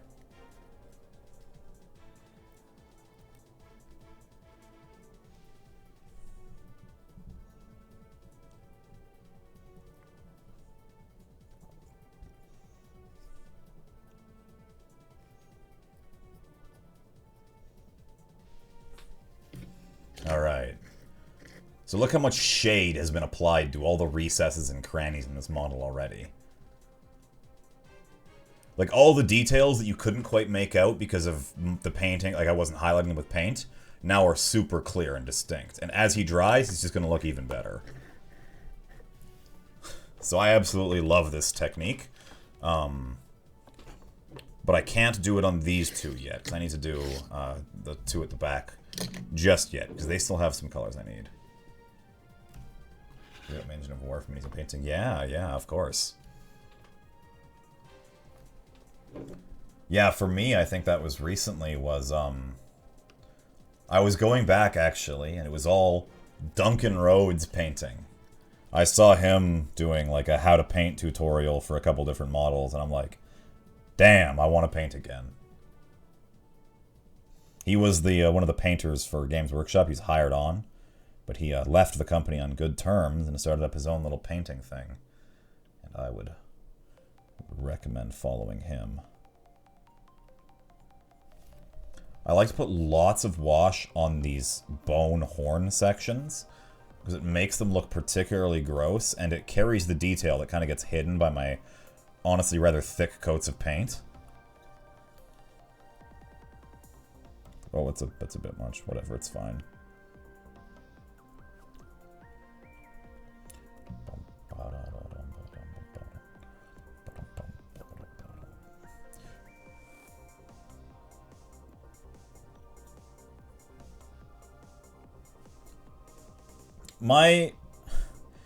I have an issue where, in a lot of things, I am a bit too perfectionist. And if things don't go exactly the way I plan them out, I tend to give up really easily. It's a problem I face, where I get frustrated, and I just can't keep my focus after something's not going the way I expected it to. It's why certain MMO games, or like video games online, I just can't do well against other people, because I get frustrated, and I know I do, so I don't play, because I don't want to rage quit, or I don't want to make other people upset by raging at them getting toxic, so I don't. But one thing that was for the longest time for me with painting was like that, where if it didn't look perfect first try, I got angry and frustrated, and I kind of just took my anger out, and I just gave up painting the models. So I've taken the approach of what I like to call good enough. If I ever feel like something is getting annoying to do, I give up instantly. I move on to a new part of the model, and I leave it alone. And once you wash it, once you do everything, it usually comes out looking good enough, and if I ever have motivation, I can go back and try to touch up those areas again later. But I'm not going to stress about the parts I don't do, because, honestly, you're going to see this mini from 4 feet away on a table. It's not like it needs to be perfect.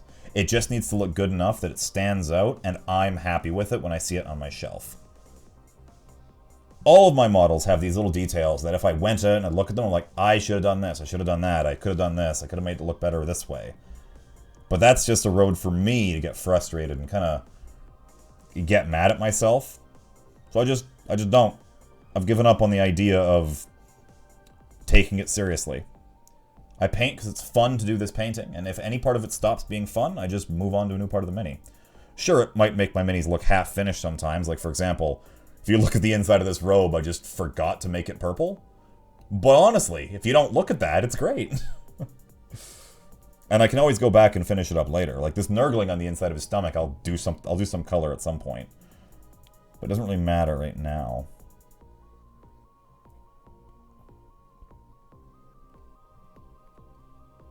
That's just the way I roll. Half-assed. And easily prone to frustration. There we go. He's starting to look pretty good. Okay, so before we do the next set of washes, we're gonna get some, what do I use? Rackart's Flesh, I think?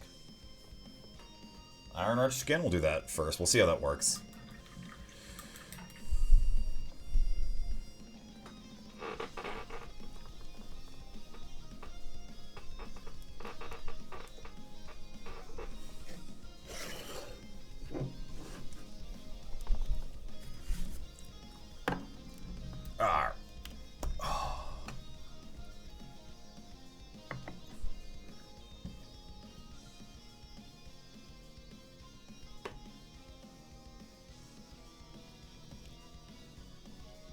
Not a huge amount of this needs to be on the model. It's pretty much just the smoke I'm doing here.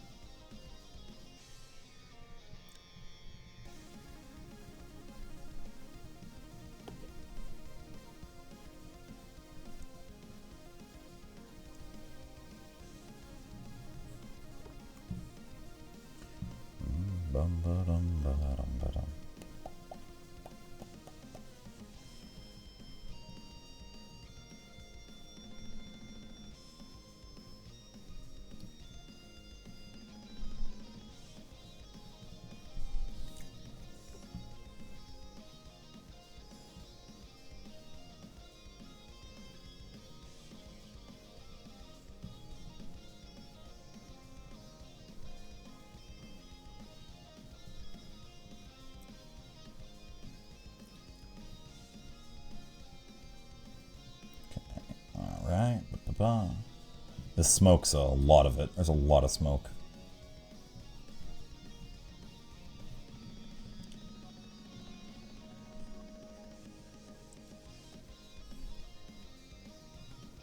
Okay.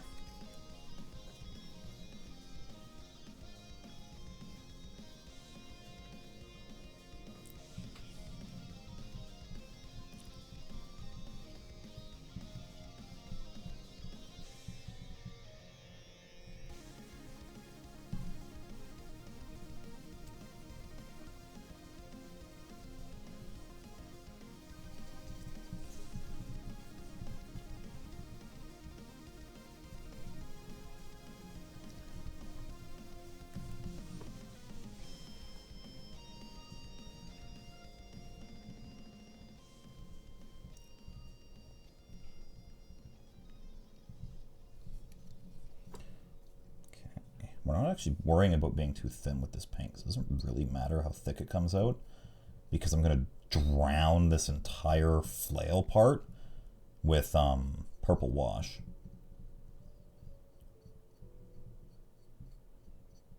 I will do another coat, though, because some of these parts are clearly not the best coverage. Alright, that's pretty good for now. Yeah, Nurgle Vape, you're right. We're also going to do this guy's skin in the same color, the skin of his weird, gross face.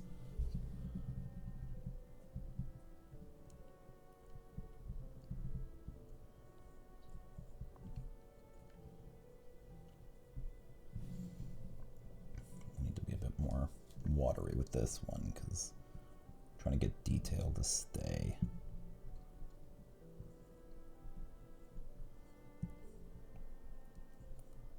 Oh god, it's so watery, it's obscuring the detail. Ah.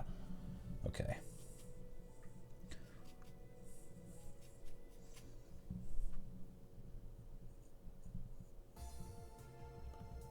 What I just did there is I actually dried off my brush and cleaned it, so that when I went back in, I sucked up kind of some of the juice that I've got all over his face there. I'll do another coat in a second with him. Alright. But what we can do is, while we're looking at these guys waiting for that Iron Arch skin to dry, we can take a look at how the wash is going on this very first dude here. So we can see that a lot of the wash's details like really started to come through, and it's showing off a bunch of the detail in the mini that I didn't get when I was painting it. This is the true technique of any Nurgle painter, is just to literally drown your mini in wash. I actually have a mason jar in my basement filled with homemade wash that I straight up just dipped Plague Marines in. Like, who cares? Just coat them in wash. Oh, man. In fact, was this one of the guys I did with that? No, this wasn't one of them. Oh, well. This guy is using the homemade wash, though. It is slightly different from my actual wash and how it pools and dries. But yeah. I like how this guy turned out. This is my sergeant for my one of my sergeants for my Plague Marine squad. He's got a very bright plasma gun. Glowing red eyes. A gross power fist and a cape. Nurgle backpack with a screaming demon on it. He's pretty good.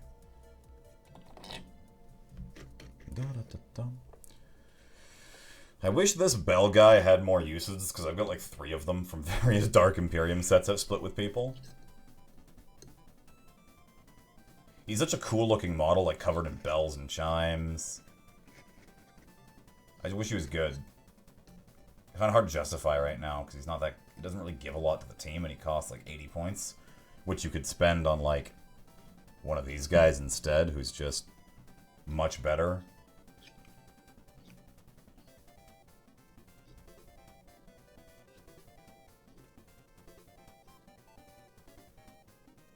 With his goo thrower. Or this guy who casually gives you back a command point on a 7 every single command phase, yours or your opponent's. You roll a dice. You can still only get 1 command point a turn, but hey, it's pretty much a guaranteed command point if you roll 2d6 and get higher than a 7 twice, or on either success. It's pretty good. It's in addition to your command point you get a turn regularly, right?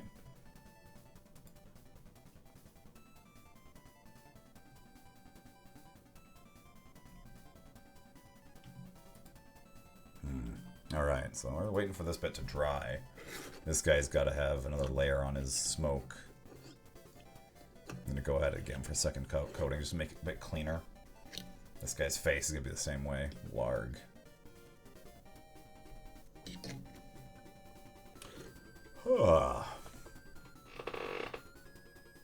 Alright, more water in my body before I dehydrate myself.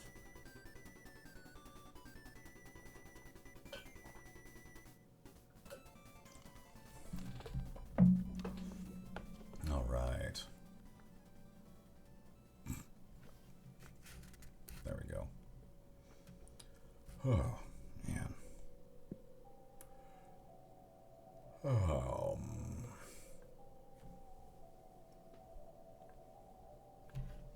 I'm tired. It's been a long day at work. Okay, well, let's take a look what we got for these guys again.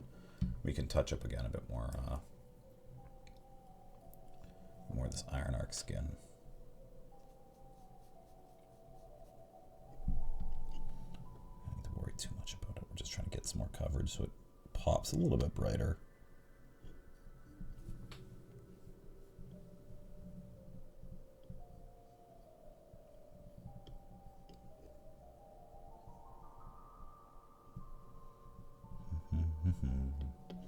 Man, this music's good.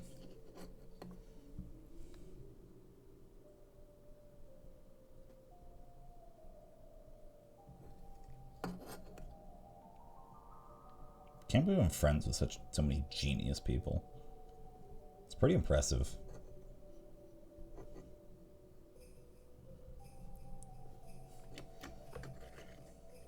I'm kind of an idiot, but all my friends are so smart and talented, so hey. I'm surprised they picked me up and let me run with them. Alright. Arms. Okay, what do we got next? What are we doing? What are we doing? I can't apply my next layers to these guys until they dry out. The guys at the back here. Oh, he looks so good already. I'm already happy with how the wash turned out on him. Honestly, like, Rattlecan Deathguard Green with a wash just looks so good on the armor. It's cheating. Washes are cheating, I declare that. I'm a filthy cheater at painting. Sure, there's so many techniques people could do better than me, but I like it. I like it. Alright.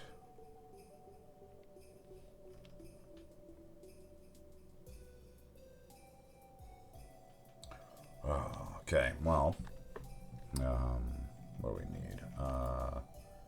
Let's see if I got any more music I can put on. That's a pretty good baller.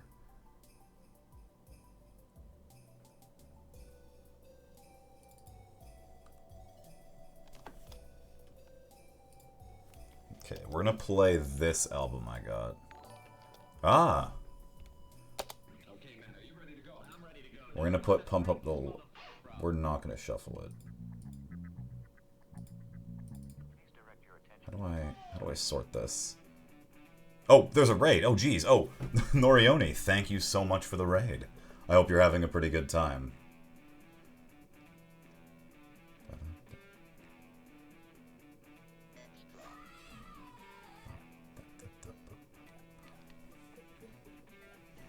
So, you're in time to watch our wonderful painting stream.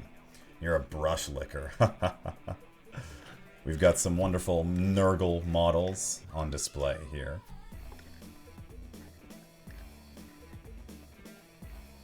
But we're going to go into this guy pretty soon, and we're going to see about how dry that is. Yeah, it's probably dry enough for a wash. Okay, we're going to wash this fellow. Okay,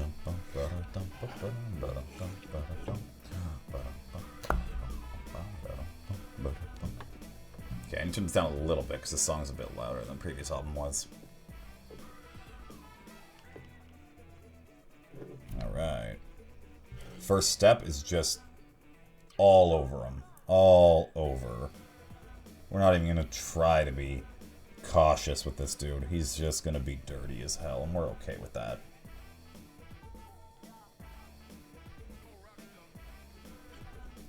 And thank you for the raid, Nori. Hope your evening's treating you wonderful. Actually, you know what? While I'm doing this, I've got my keyboard with me, and I'm not playing a game.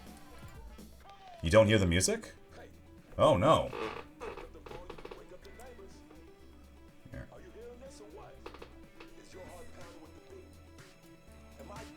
Hopefully that's adequate volume for you guys.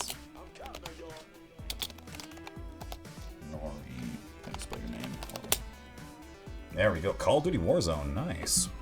Hope you racked up some wins, Nori.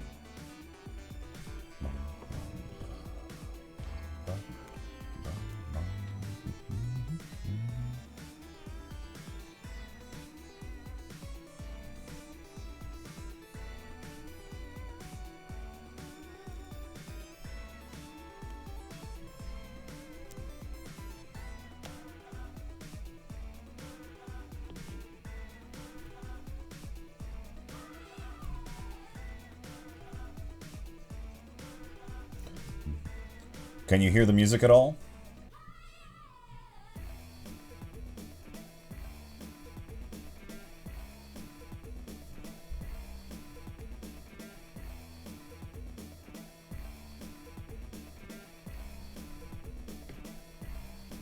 Perfect.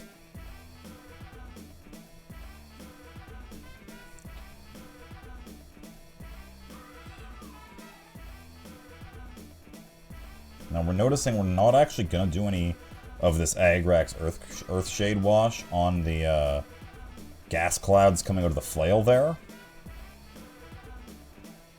guess we're going to try not to.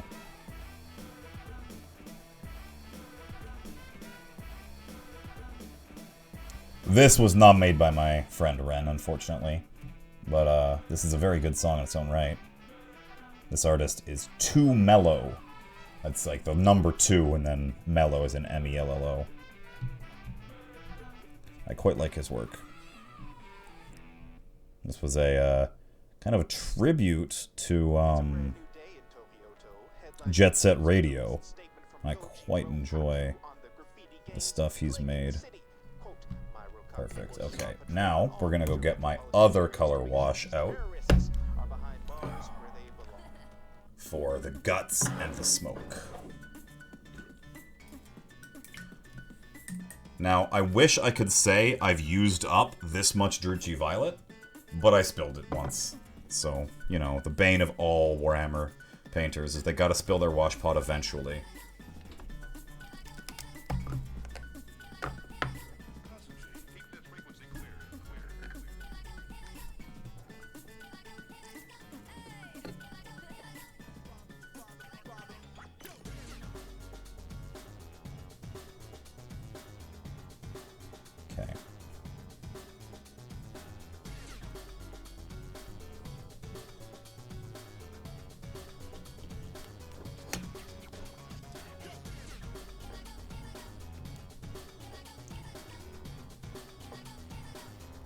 Again, like I said, we're using a ton of Druchii Violet wash on this.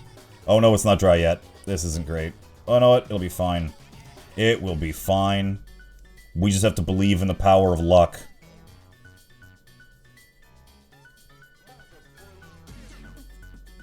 We're just gonna let it ride. Oh god, that's not good. It's all good. It is all good.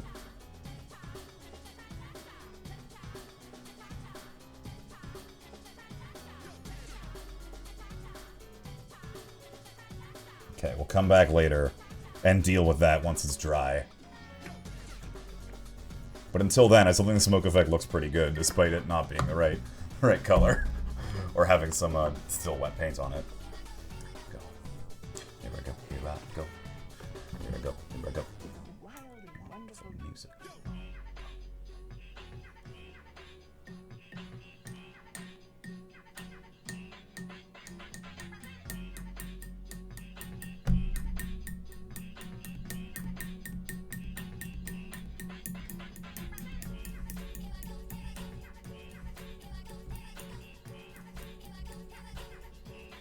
Shouldn't just jam the music for too long.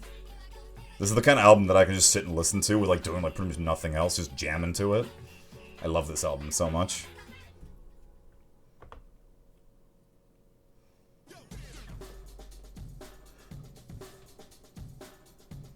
Alright, well, we got a pretty amount decent going on right now. Okay. I need more skin tone colors for this guy. Oh, okay. Camera. Go away. Go away. Go away, knives. I don't need you right now. Oh. Super glue. Drill. File. Later. What do we got? We got flesh.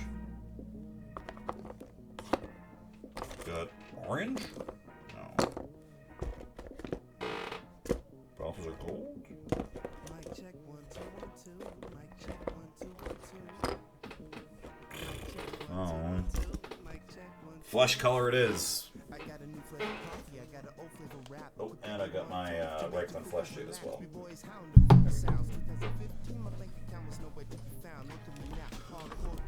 Well, the days of bottle washes, you had a custom deep red. Oh, nice. Oh, no. No. Oh, no. Oh, that's the worst. Baby.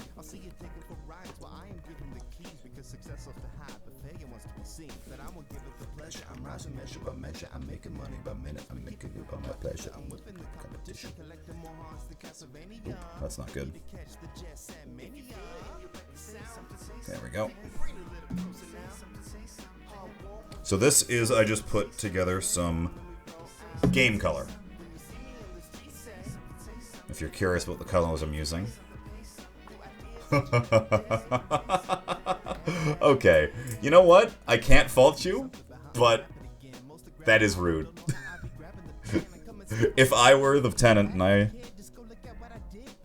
Oh god, that's alright, you know what? That's fine.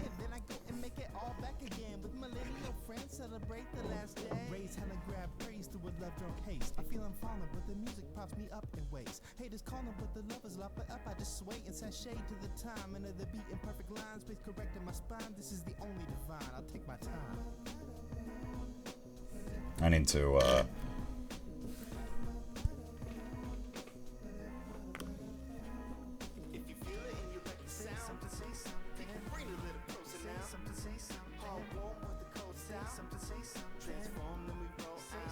Okay, this is not mixed properly. I am upset. Upfront cardboard trash? Yeah, fair enough. Okay. This needs to be mixed better. Here's another shake. Maybe that'll do something good.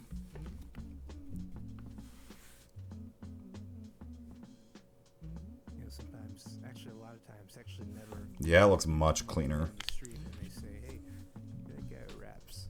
And I'm like, yeah. And they ask, hey, can you freestyle something for me real quick? You know, just real quick to prove your worth as a human being and as an artist. And I'm like, no, I can't actually, but I can dramatically arrange 7 to 10 layers of yeah, that is rough.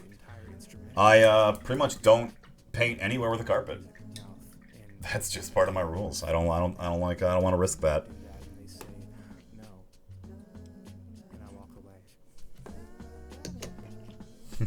Okay, so that's how this came out after the wash incident. It's going to take a few hours to dry with how thick it's applied, but I think that's going to look pretty good. The goal I was looking for was something kind of like this. So, I'm going to have to go over it again with a wash to kind of get it darker.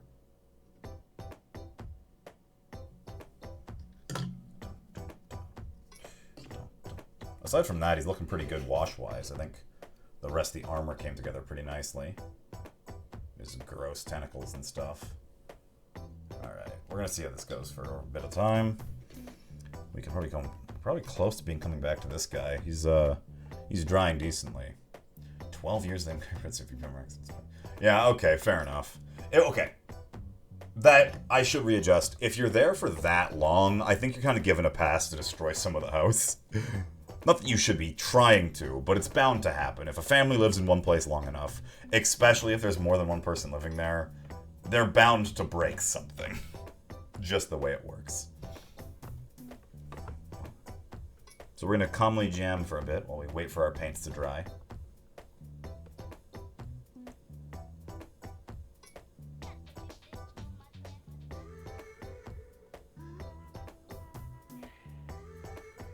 I love the song. Just so chill.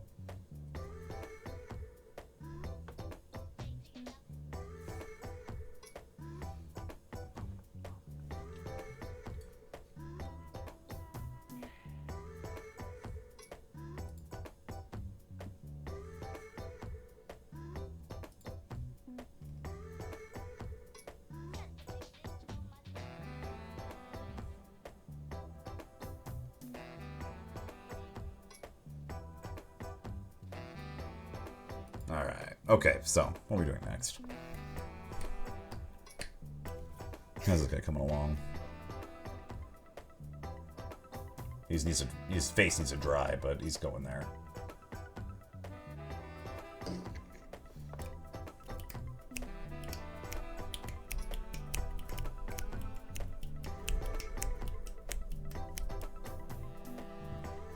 I do like this model so far. He's coming along pretty good. What do I need to do? So, what's the next step? Let's chat about that. So, I'm gonna get my fine-tipped brush out next. Oh, nice. So we're going to use... I'll get some colors out and we can actually show off what we're using. So, I've got Ironbreaker for highlights of bronzes I'm going to be doing, but more importantly, anywhere that's purple, we're going to give a highlight with Gene Stealer. And that'll be along the raised edges of any of the cloaks. So we're going to do it like along the inside of here, the V's at the groin area, and the edges of where it's torn. So we're going to get a look kind of similar to this guy's version, right? Where it's a little bit brighter on the tips, so you don't have to worry too much about the colors popping out. Two colors I plan to make great use of are... Well, there's my Rockrat Flesh, which is hidden. Alright. Is... Nurgles Rot. Yeah, no, this isn't the, this isn't a shade. This is a layer paint we're using. But yes, it is the same thing as Lich Purple.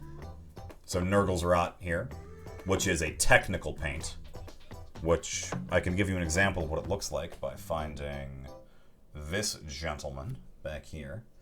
And you can see the underside of his sword has this wet-looking green slime, or like the inside of his guts here is like leaking this still wet-looking green slime. It's like really yellowy green. That's Nurgles Rot. I kind of just slap it on parts of my model that I want to be juicy and look wet for all eternity. Then we've got Typhus Corrosion. This is what I call the dirty paint. It just looks like gross dirt all over everything. So like, the edge of this guy's shoulder pad, for example, is really grungy. That's what it's done there. Rubber cat placid as well. You mean like...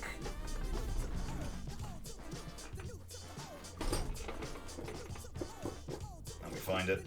Oh yeah, here we go.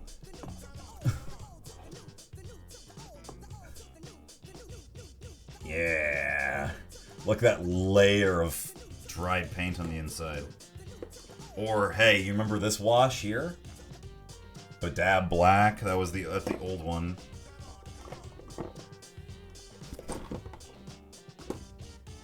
Yeah. What the hell is this doing in my painting box? Alright. Also got this really fun new color. Tesseract Glow, once it's shaken up.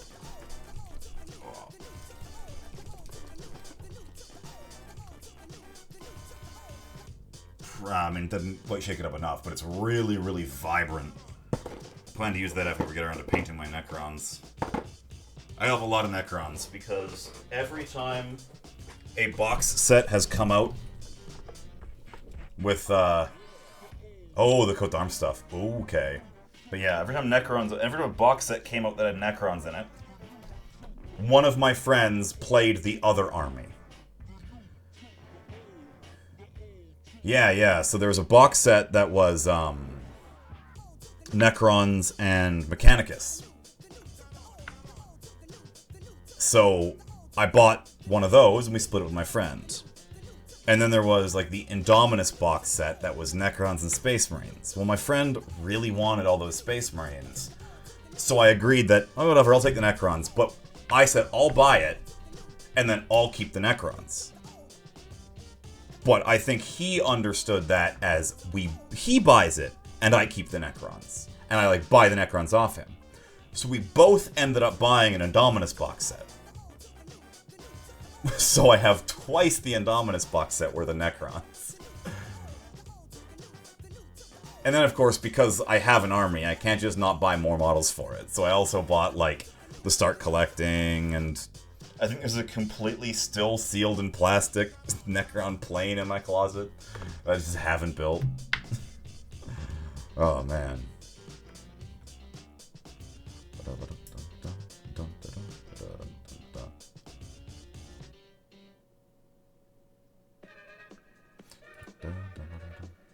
Oh yeah, unprimed, just piled up on top of my closet. Like, I just have a crapload of Necrons sitting around.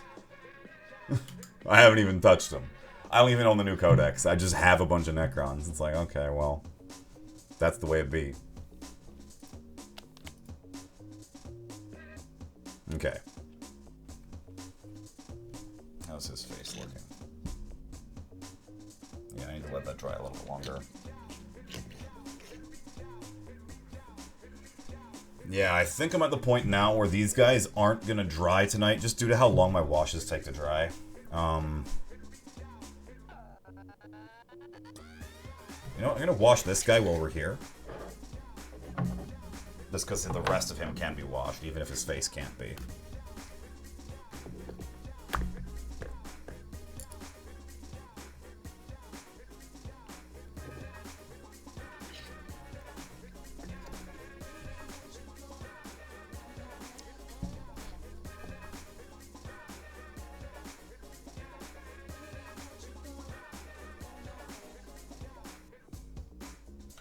Necrons or Orcs? Alright. Now, I'm biased because I own both. But hear me out. You watched the new Mad Max movie? Have you seen Mad Max Fury Road, I think it's called? Have you seen the new Orc vehicles?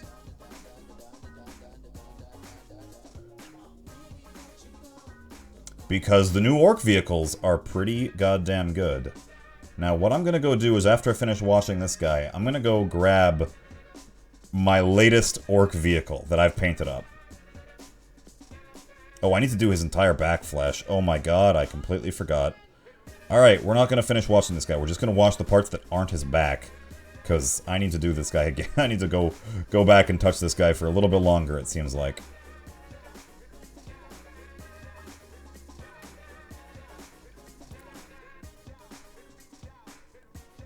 Okay. I will show you the Orc that I've got, and you will decide then if it is cool enough to dedicate a secondary army to.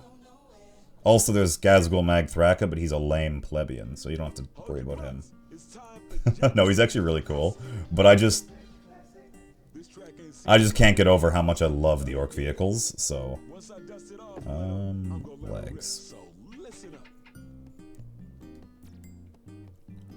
Let me... Okay. Alright. We're gonna come back to him in a second, but I am going to be right back. You know what? When I can do be right back...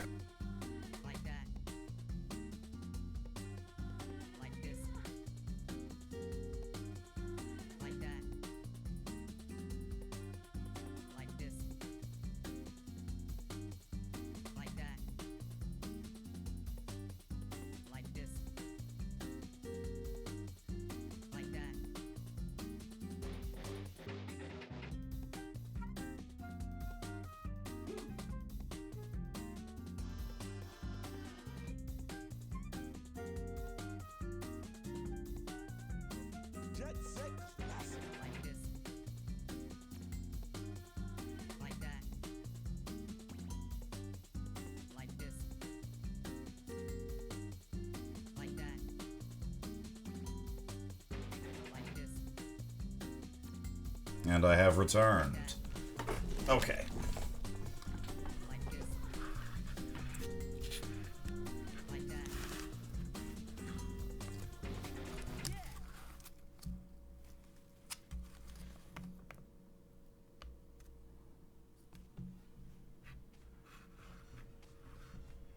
Look at this. This is called the, what is it even called? Fucking the Death Track War Trike or something? It's a giant three-wheeled orc monster vehicle with a pair of orcs riding it. One of them's a war boss, and it rips around the battlefield at the speed of sound, and it leads a pack of vehicles. I absolutely love these guys. These are one of my favorite factions in the entire game.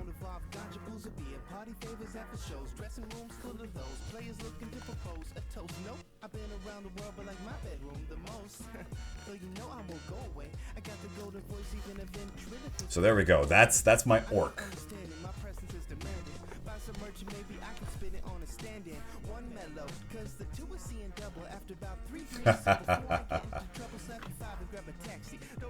Yeah.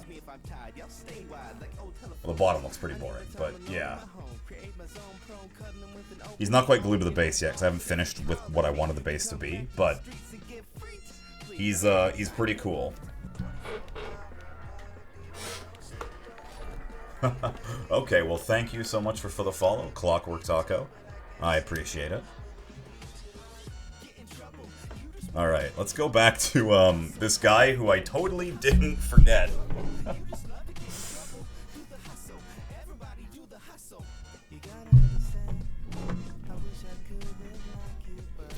This guy, his back needs to be painted.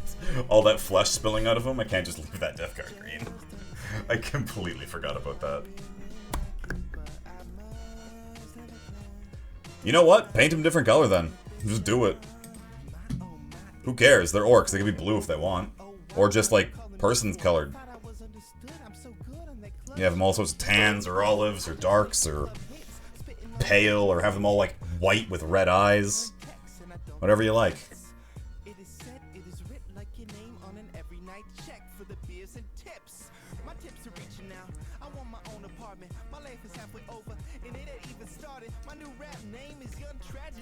This ain't the way it had to be. I'm plotting on a magic seed. Please intercede if you see people tackling me.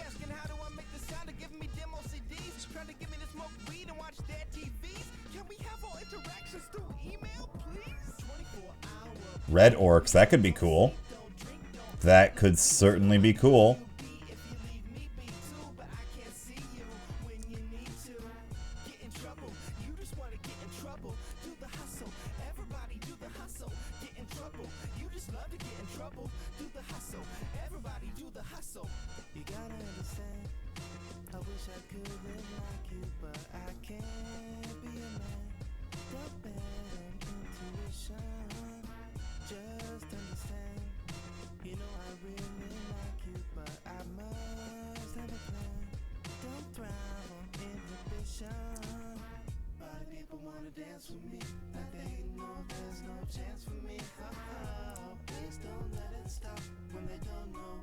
I was thinking of getting an Orc Blood Bowl team and painting them red. Oh, that'd be super neat. That'd be awesome. I love Blood Bowl, but I've never played it. I bought the video game and I couldn't figure out how to win. I kept losing every single game, so I gave up. But,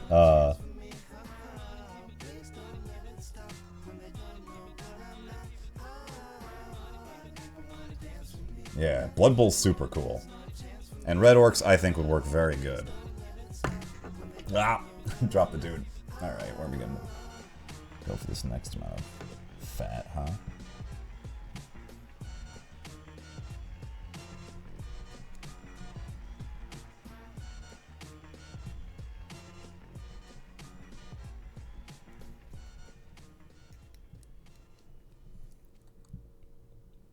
Alright, that's probably pretty good. We're gonna go back over this with a brighter skin tone. I'm just setting that as the base coat.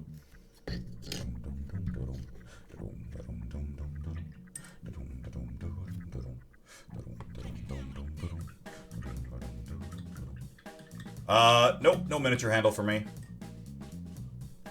I could. I have one. Somewhere. I think. But I just never got used to it, so I just haven't bothered.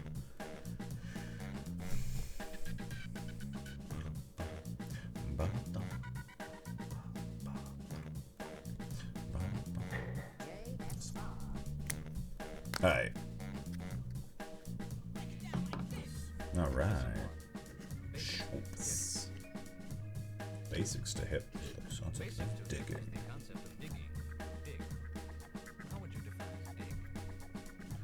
Happy how this guy turned out as well. All the bone on the spikes in this guy.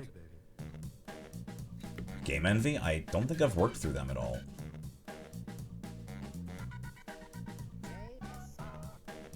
I just worry he's a bit busy because he's got a lot of colors going on.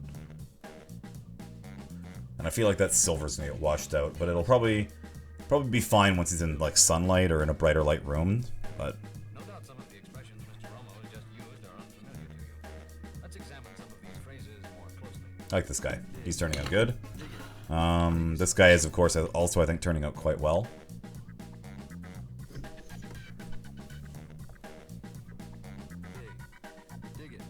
I like this guy as well. He was fun to paint. Ah! He's my Chaos Lord from one of the old box sets that was, I think, Chaos Space Marines versus Dark Angels at the time. Although I've given away pretty much all the Chaos Space Marines but him at this point, because I've got a friend who plays Chaos Space Marines. My other passion is, honestly, Chaos Demons. I've got a lot of demons. But they're buried. I could bring them out, but it'd take me too long. I'm not super interested. I don't really need them any right now. We're having a pretty good time just painting these Death Guard, I think. Alright. We got this going on. Close that down.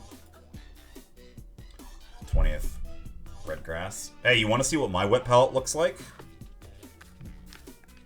It's a Tupperware container with parchment paper on the inside and just wet paper towel underneath. And then I seal it up. That's it. Okay, you're making me get my corn model out? Alright, I've got a full army. I'm gonna be right back and show off just the one corn model I've got. Well, the one that I've got that I've been painting. The rest of them haven't been painted just yet.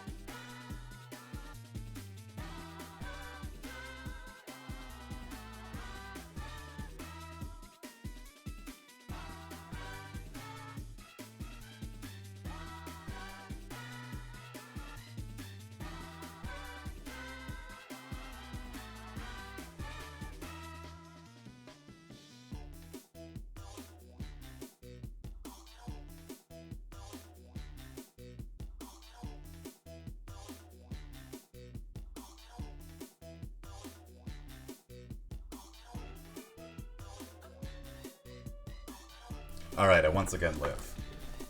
Alright. Let's get settled in. I need space. I need space. So, I'm gonna start, because I figured if I'm grabbing one, I might as well grab a couple others. Continuing the trend of Nurgle. Say hello to my Great Unclean One, which I couldn't not buy.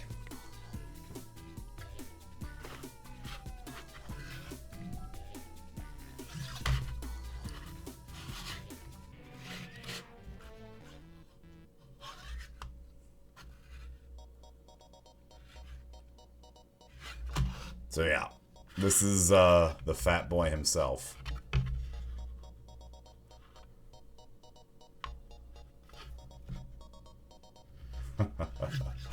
Alright, so Great Unclean One, as you can probably imagine, was a piece of work to do. He was a pretty big one. But he is not the most difficult to paint. That award... Oh no, my cat is in here. Well, hello. You guys get to hear my cat scream at me. She's deaf and doesn't understand how loud she is. So... This model is my, Lord of Change, is what we can call it.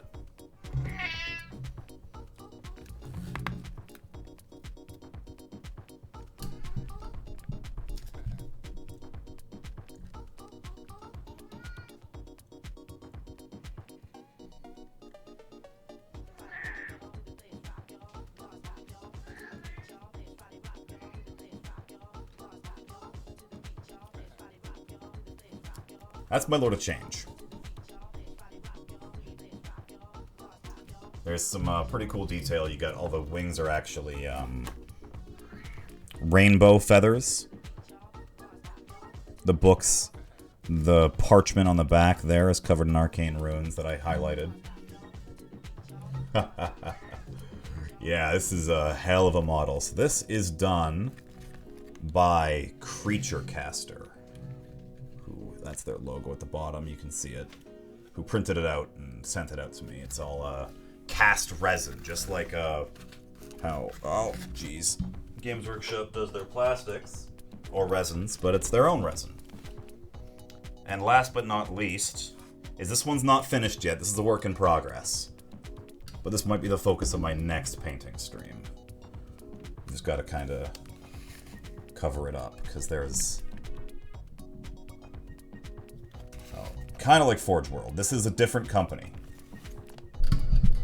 You know what? I'm just gonna let it rock. Who cares if I get banned?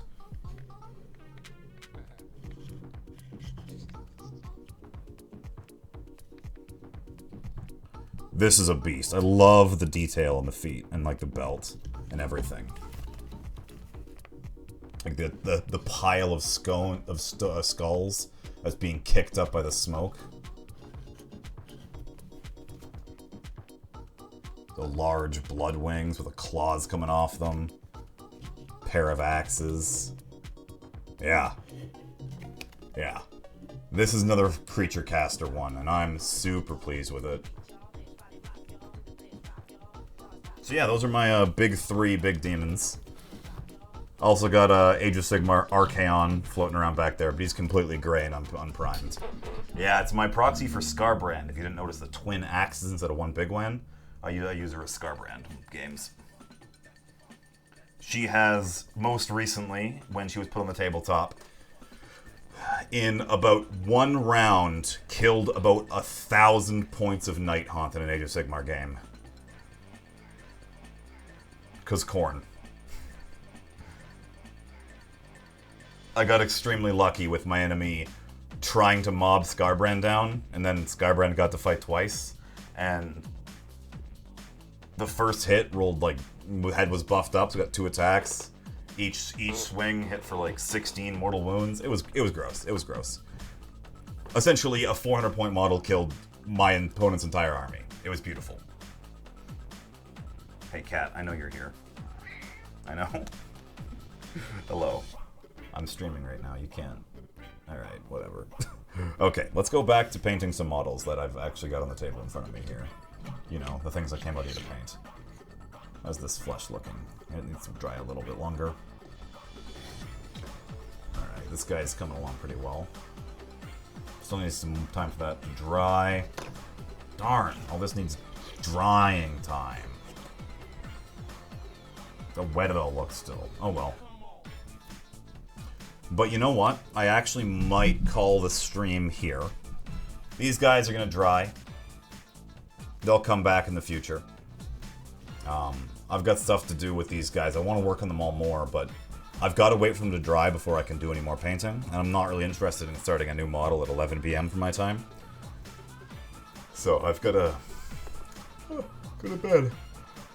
So I got to work in the morning. And my cat is screaming at me for attention. But thank you everybody who decided to stop by. I do appreciate it. I'll do my hand gesture to show you. You can't see my hands because the camera focus is too narrow, but I'm thanking you. Let me turn my music down. 11 here too. Yeah, fair enough. West Coast then, I'm guessing.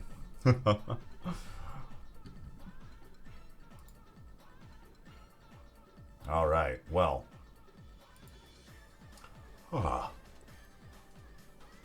Okay. Let's get into finding someone to raid. That's my plan. Yeah, thank you for stopping by. I had a pretty good time with it.